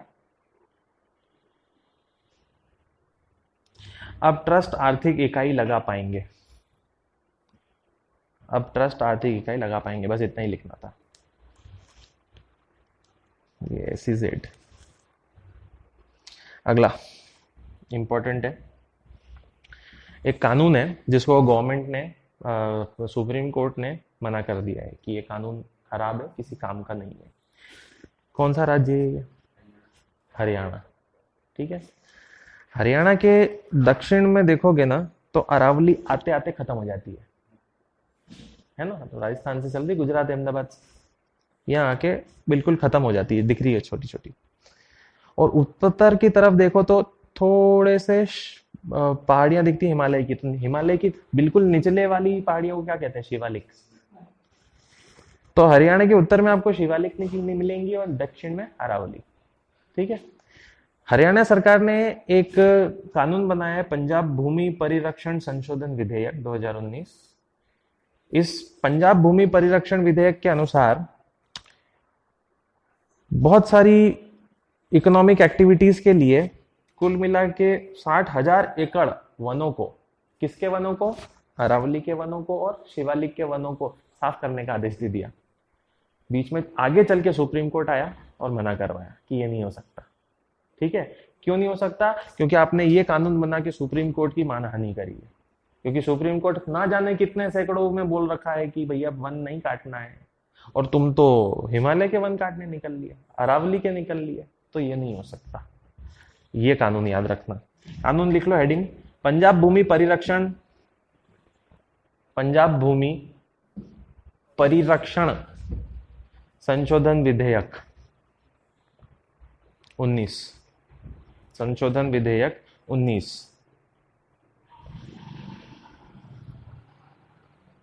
लिख लो। हरियाणा में अरावली और शिवालिक पहाड़ियों पर, हरियाणा में अरावली और शिवालिक पहाड़ियों पर निर्माण अनुमति मिली, निर्माण अनुमति मिली 60,000 एकड़ वन क्षेत्र में। 60,000 एकड़ वन क्षेत्र में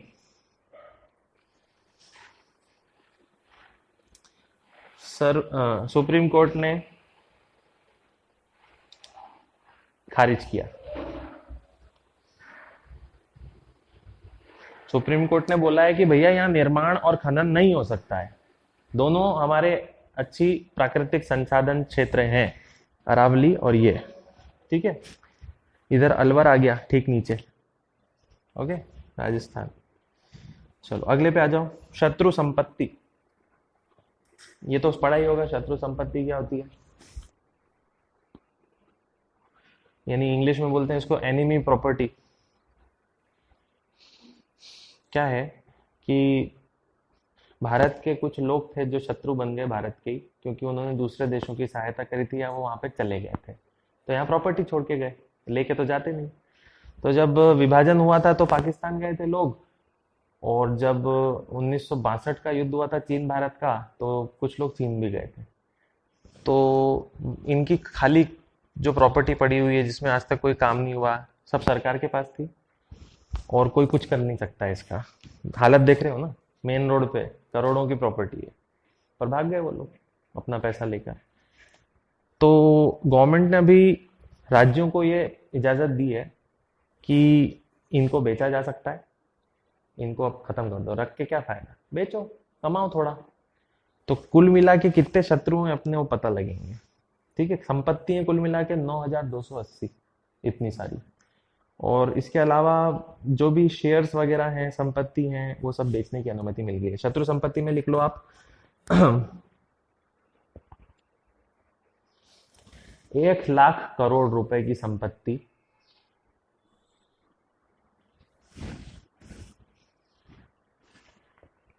कुल 9,400, कॉमा 3,000 करोड़ रुपए के शेयर, 3,000 करोड़ रुपए के शेयर्स। ठीक है। तो कब कब मिले हमको ये संपत्ति, लिख लो। पाकिस्तान बंटवारा और भारत चीन युद्ध के दौरान लोग भाग गए थे। पाकिस्तान बंटवारा, भारत पाकिस्तान बंटवारा और चीन युद्ध के दौरान। इसमें आप लिखो एक नंबर 9,280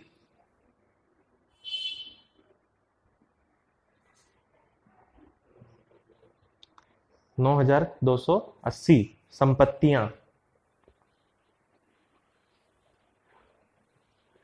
वाले लोग पाकिस्तान चले गए 9,280 संपत्ति वाले लोग पाकिस्तान चले गए, 126 संपत्ति वाले चीन।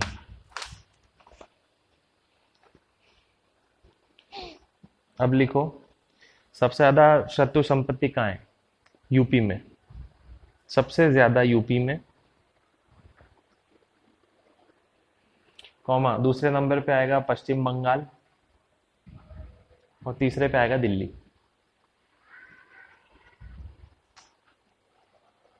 ठीक है, इन तीनों के बारे में लिखना। पाकिस्तान गए, जो भी संपत्ति इन तीन जगहों पर है इनको छोड़ छोड़ के पाकिस्तान गए थे। फिर तीन लिख लो। एक और एक राज्य लिखो, मेघालय, असम, ब्रैकेट में लिख लो चीन गए। ठीक है, अगले पे आ जाओ। बहुत वेरी इंपॉर्टेंट, स्थायी कमीशन कर दिया है। ठीक है, ये पढ़ रखा है आपने। इसमें ये है स्थायी कमीशन में लिख लो, permanent commission in army for women. स्थायी कमीशन सेना में महिलाओं के लिए। लिखो, महिला सैन्य अधिकारियों को सेना की 10 शाखाओं में स्थायी कमीशन दिया जाएगा। सेना की 10 शाखाओं में स्थायी कमीशन दिया जाएगा।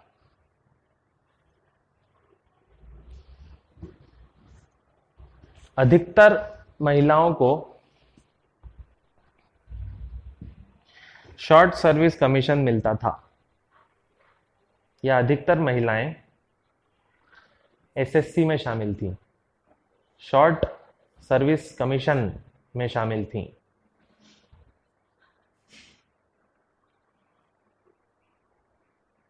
ठीक है, अब ये शॉर्ट सर्विस कमीशन क्या होता है? कोई भी महिला सेना में जाती है तो उसकी जो सेना में रहने की, जॉब करने की उम्र होती है वो सिर्फ 10 साल की रहती थी। फिर क्या हुआ? फिर आया छठा वेतन आयोग। छठा वेतन आयोग की अनुशंसा उसने दी, छठे वेतन आयोग ने, और कहा कि 10 साल नहीं करो, एसएससी को कर दो 14। ठीक, तो छठे वेतन आयोग से क्या हो गया? एसएससी का समय 10 से 14 हो गया। अब ऐसा नहीं है कि सेना में हर महिला जो रहेगी वो सिर्फ 14 साल तक ही काम कर सकती है। कुछ सेवाएं ऐसी जैसे चिकित्सा, उसमें परमानेंट रहती है। ठीक है, जैसे ऑप्शन मिलता है ना 14 साल के बाद आगे काम करना है या नहीं, परमानेंट कमीशन उसको बोलते हैं। तो अब सारी महिलाओं को परमानेंट कमीशन मिलेगा 10 शाखाओं में। फाइटिंग वाला जो ग्रुप था ना, उसमें सिर्फ 10 साल रहता था, छठे आयोग के बाद 14 साल कर दिया, 14 साल के बाद आगे नहीं होता था, फिर रिटायर, घर बैठो। अब परमानेंट करने की बात हुई है। ठीक है, मतलब मैक्सिमम जो महिलाएं आती थी, लड़कियां आती थी, वो कहां से आती थी? एसएससी से ही आती थी, उसी कमीशन से आती थी। अब इससे ये होगा इनको कि ये परमानेंट, इनको स्थायी सदस्यता मिलेगी। पर ये ध्यान रखना कि स्थायी सदस्यता तो पहले भी थी, लेकिन वो कहां कहां रहती थी? कानून, इंजीनियरिंग, शिक्षा, चिकित्सा, इनमें जो अफसर रहती थी उनकी जॉब परमानेंट रहती थी, रिटायरमेंट 60 साल। उसके अलावा ये सब 14 साल की रहती थी। तो लिख लो आप, स्थायी कमीशन कानून, शिक्षा और स्वास्थ्य में था। हाँ, कानून, शिक्षा और स्वास्थ्य में था।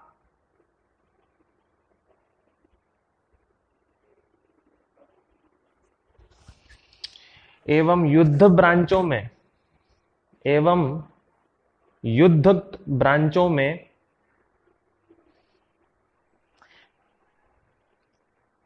अस्थाई 10 साल या एसएससी 10 साल, और छठे वेतन आयोग के बाद 14 साल था। और छठे वेतन आयोग के बाद 14 साल था।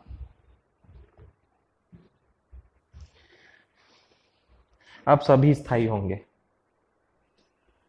अब सभी स्थायी होंगे।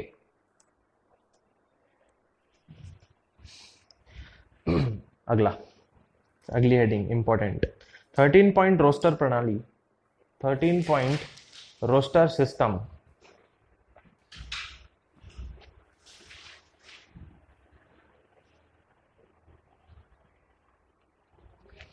समझ लो पहले क्या है ये।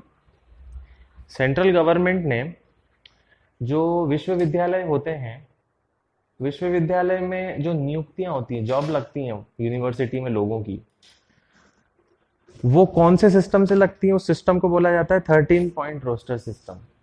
सरकार ने अभी आदेश दिए हैं कि 13 पॉइंट रोस्टर सिस्टम को बंद किया जाना चाहिए। ओके, क्योंकि 13 पॉइंट रोस्टर सिस्टम यूनिवर्सिटी के हिसाब से नहीं, विभागीय आधार के हिसाब से नौकरी देता है। यूनिवर्सिटी को देखकर नहीं देता है, यूनिवर्सिटी के अंदर विभाग होते हैं, उनको देखकर नौकरी मिलती है। कहां पर, कैसे? 13 पॉइंट रोस्टर सिस्टम से। तो सरकार ने तो बोल दिया कि ये सिस्टम हटाओ, तो क्या लाओ? तो सरकार ने बोला है 200 पॉइंट रोस्टर सिस्टम लाओ। क्या मतलब होता है इस रोस्टर सिस्टम का? एक फॉर्मूला बनता है कि जॉब कैसे दी जाएगी। तो 13 पॉइंट रोस्टर सिस्टम में ये बोला जाता है कि हर 14 नौकरी में एक रिजर्व कैटेगरी के लोगों को उनके रिजर्वेशन के अनुसार जॉब देने का सर्कल पूरा हो जाना चाहिए। ठीक है, जितने भी प्रतिशत हैं रिजर्वेशन के, वो कंप्लीट कितने होने चाहिए? 13-14 नौकरियों पर। 13 बोला इसमें, वो 13.33 होता है, तो वो 14 नौकरी ही हो जाती है ले देके। तो क्या होता है इसमें कि पहली नौकरी जनरल की, दूसरी नौकरी जनरल की, तीसरी जनरल की, चौथी ओबीसी की हो जाती है। तो ऐसे करते करते जैसे ही 14 तक पहुंचेंगे तो जनरल को बराबर नौकरी मिल चुकी होगी, ओबीसी को मिल चुकी होगी, एसटी को मिल चुकी होगी, एससी को मिल चुकी होगी। हर 14 घुमाव पर 14 लोगों को नौकरी दी, मतलब सबको मिल गई है बराबर कानून के हिसाब से। फिर अगला रोस्टर सिस्टम चलेगा, तो फिर हर 14 वैकेंसी, और उन 14 वैकेंसी में इतने इतने, तो क्या होता था? 28 नौकरियां आ रही हैं। इस तरीके से चलता था काम। गवर्नमेंट ने बोला कि ये 13 पॉइंट रोस्टर सिस्टम किसी काम का नहीं है, क्योंकि इसमें पूरी तरीके से ओबीसी, एसटी, एससी को नौकरी नहीं मिल पा रही है। प्लस तुम नौकरी देते हो विभागीय आधार पर, जबकि देना चाहिए यूनिवर्सिटी के आधार पर। तो सिस्टम बदला जाए। आप इतना याद रखो, 13 पॉइंट रोस्टर सिस्टम बंद कर दिया है। अब कितना आ गया? 200 पॉइंट रोस्टर सिस्टम आया है। इसमें आप लिख लो समझने के लिए। विश्वविद्यालय के नियुक्ति की प्रणाली होती है, विश्वविद्यालय के नियुक्ति की प्रणाली होती है जिसमें 13 से 14 पद चाहिए, जिसमें 13 से 14 पद चाहिए। आरक्षण का एक चक्र पूरा करने के लिए, आरक्षण का एक चक्र पूरा करने के लिए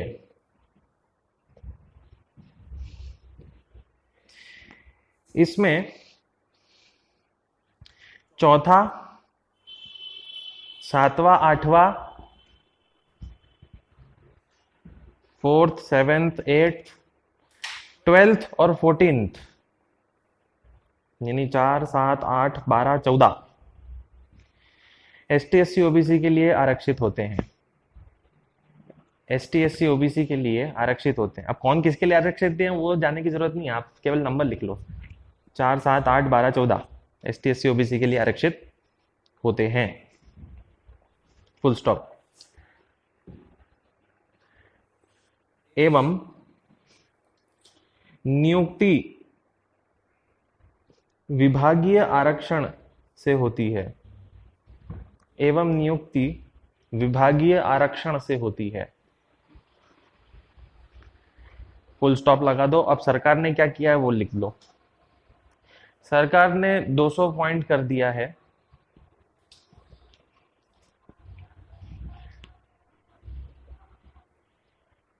विश्वविद्यालय आधार पर, मतलब विभागीय आधार और 13 पॉइंट रोस्टर सिस्टम खत्म है।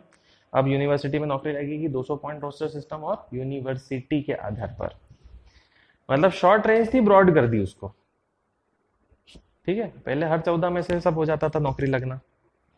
कोई कंफ्यूजन तो नहीं है इसमें, ये नौकरी लगने का तरीका है सरकार का, ये है बस, वो उसको हटा दिया है।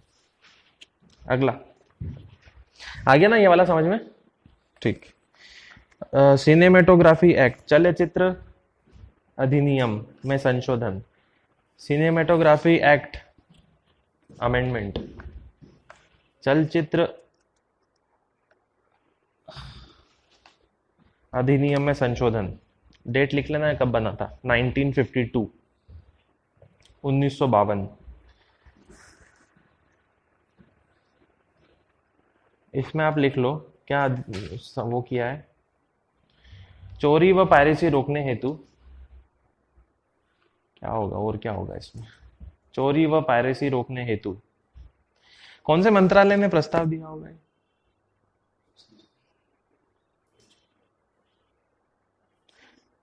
हाँ, नहीं मंत्रालय तो होगा ना, सिनेमेटोजोग्राफी, मनोरंजन मंत्रालय जैसा तो कुछ होता नहीं है, कल्चर नहीं होता है।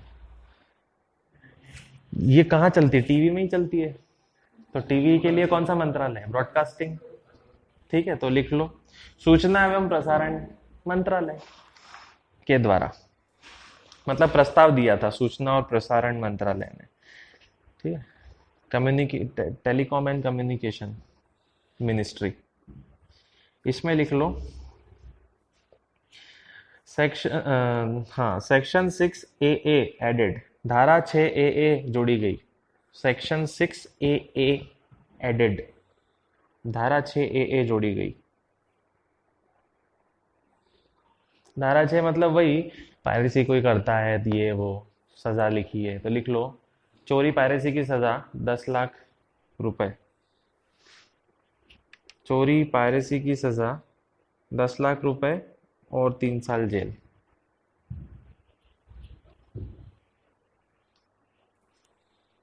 क्या क्या फायदे हो जाएंगे इससे? बौद्धिक संपदा बच जाएगी।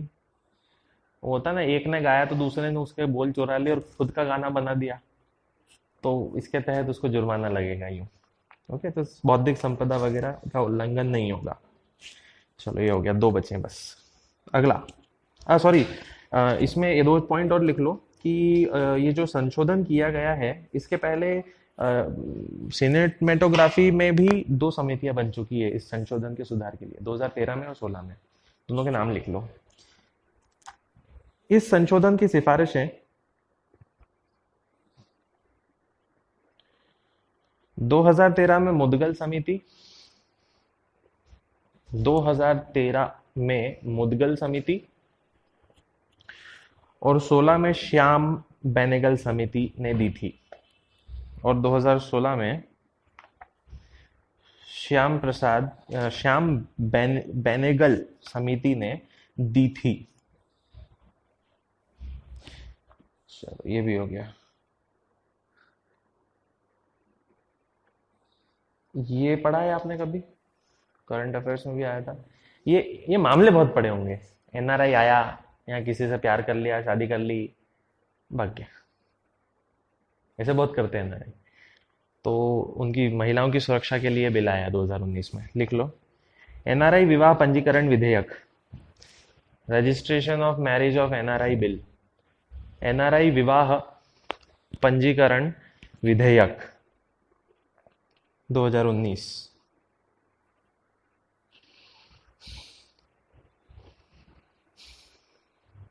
कौन कौन से कानून इसमें इंक्लूड होंगे? एनआरआई जीवन साथी के खिलाफ अगर कार्रवाई शुरू होगी, बैकग्राउंड तो क्लियर है ना, कुछ इसमें वो नहीं, एनआरआई भाग जाते हैं शादी करके, वो है नाटक। तो एनआरआई पर क्या क्या जुर्माने लगेंगे और सजाएं मिलेंगी, और एनआरआई अगर शादी कर लेता किसी भारतीय महिलाओं से तो उसको 30 दिन के अंदर वो मैरिज सर्टिफिकेट बनाना पड़ेगा, ये जरूरी है, ताकि सबूत रहे कि वो पति था। ऐसे ही मंदिर में जाके शादी कर ली वो वाला नहीं चलेगा मतलब। तो लिख लो अब पंजीकरण 30 दिनों के अंदर होना चाहिए, विवाह पंजीकरण, marriage registration with in 30 days, नहीं करने पे क्या होगा, क्या हो सकता है, क्या होना चाहिए आपके हिसाब से? पासपोर्ट जब्त कर लो। तो अगर ऐसा नहीं किया तो क्या होगा एनआरआई के साथ? पासपोर्ट जब्त हो जाएगा। ठीक है। अब किसी महिला को एनआरआई के खिलाफ कार्यवाही शुरू करनी है कि ये तो फिर भी भाग गया, तो अब कानून सपोर्ट करेंगे उसका। तो पहला कानून कौन सा सपोर्ट करेगा? पासपोर्ट अधिनियम। ठीक है। तो इसमें लिख लो समर्थन में कानून कौन कौन से रहेंगे। पहला रहेगा पासपोर्ट अधिनियम, और दूसरा रहेगा सीआरपीसी। सीआरपीसी का डेट क्या है? आईपीसी नहीं, सीआरपीसी की डेट वन्य जीवन कानून के 1 साल बाद, 73। सीआरपीसी 1973। सीपीसी की डेट क्या है? Criminal procedure, civil procedure code 1906। ये 3 कानून है ना, आईपीसी 1860, ठीक है, सीपीसी 1906, और फिर वो वाला 73। इसमें लिख लो इसकी कौन सी धारा रहेगी? 86 कैपिटल है। सीआरपीसी की जो धारा, सीआरपीसी के सामने ही 86A, कॉमा। फिर अगर कोर्ट नहीं गया वो, तो उसकी चल अचल संपत्ति जब्त हो जाएगी, तो वो भी लिख लेना, संपत्ति जब्त। चलो आखिरी पे आ जाओ, लास्ट आज का। Zero fatality corridor. Zero fatality, fatality का मतलब होता है मृत्यु, डेथ। शून्य मृत्यु कॉरिडोर, जीरो फैटेलिटी कॉरिडोर। इसमें लिख लो दिल्ली सरकार की पायलट परियोजना, –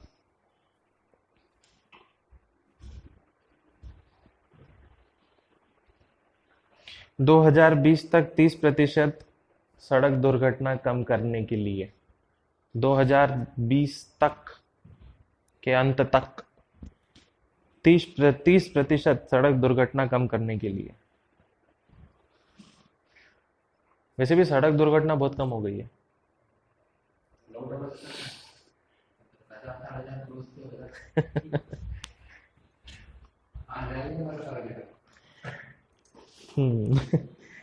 अब सड़क सुरक्षा इसमें एक कंपनी भी साथ दे रही है दिल्ली सरकार की, महिंद्रा और सेव लाइफ फाउंडेशन। महिंद्रा और सेव लाइफ फाउंडेशन। इसमें लिख लो क्या क्या करेंगे सब मिलके तीनों। पहला शिक्षा, दूसरा इंजीनियरिंग, यांत्रिकी बोलते हैं शायद, इंजीनियरिंग यांत्रिकी, सड़क सुधारेंगे वो सब, और इमरजेंसी केयर, आपातकालीन सेवा। ये सब काम करेगा। तो महिंद्रा भी साथ देगा, सेव लाइफ फाउंडेशन भी साथ देगा, दिल्ली सरकार भी साथ देगी, और 30% कम करेगी। तो अब इनको कुछ करने की जरूरत ही नहीं पड़ी, कोरोना आ गया, तो अब तो 100% कम हो गए, 99%। फिर इसके अलावा सड़क सुरक्षा के लिए कुछ कानून भी बने हुए हैं। एक आखिरी कानून लिख लो, गुड सैमेरिटन लॉ। ये 2-3 इस साल मतलब 3-4 बार आया है ये चीज। गुड सैमेरिटन लॉ क्या होता है? गुड सैमेरिटन लॉ 2016, ये 2016 में कानून बहुत जरूरी हो गया था बनाना। क्या होता है, कभी भी सड़क दुर्घटना होती है तो गोल्डन पीरियड में जो व्यक्ति मदद कर देता है उसकी, बच जाता है व्यक्ति, उसको मदद करता है, फोन लगा देता है, अस्पताल पहुंचा देता है। पर बाद में क्या होता है, पुलिस वाले जो मदद करने वाले तो उन्हीं को घेरते हैं कि कोटा, ठीक है, तेरा मोबाइल नंबर दे। तो उन लोगों की सुरक्षा करने के लिए कानून है। ठीक है, तो क्या लिखोगे? पुलिस से सुरक्षा का कानून लिख दो। इसमें ऐसा लिख लो ना, दुर्घटना में सहायता करने वाले लोगों दुर्घटना में सहायता करने वाले लोगों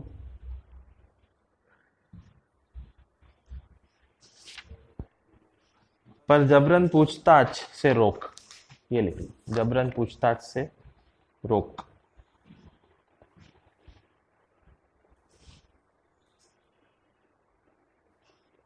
आपसे ये पूछ लें कि दिल्ली तो बनना चाह रहा है जीरो फैटिलिटी कॉरिडोर। देश का पहला जीरो फैटिलिटी कॉरिडोर कौन सा है जिसने 30% दुर्घटना कम हुई? वो है मुंबई पुणे एक्सप्रेस। ठीक है, मुंबई पुणे पुणे एक्सप्रेस शून्य मृत्यु कॉरिडोर बना, जीरो फैटेलिटी कॉरिडोर बना।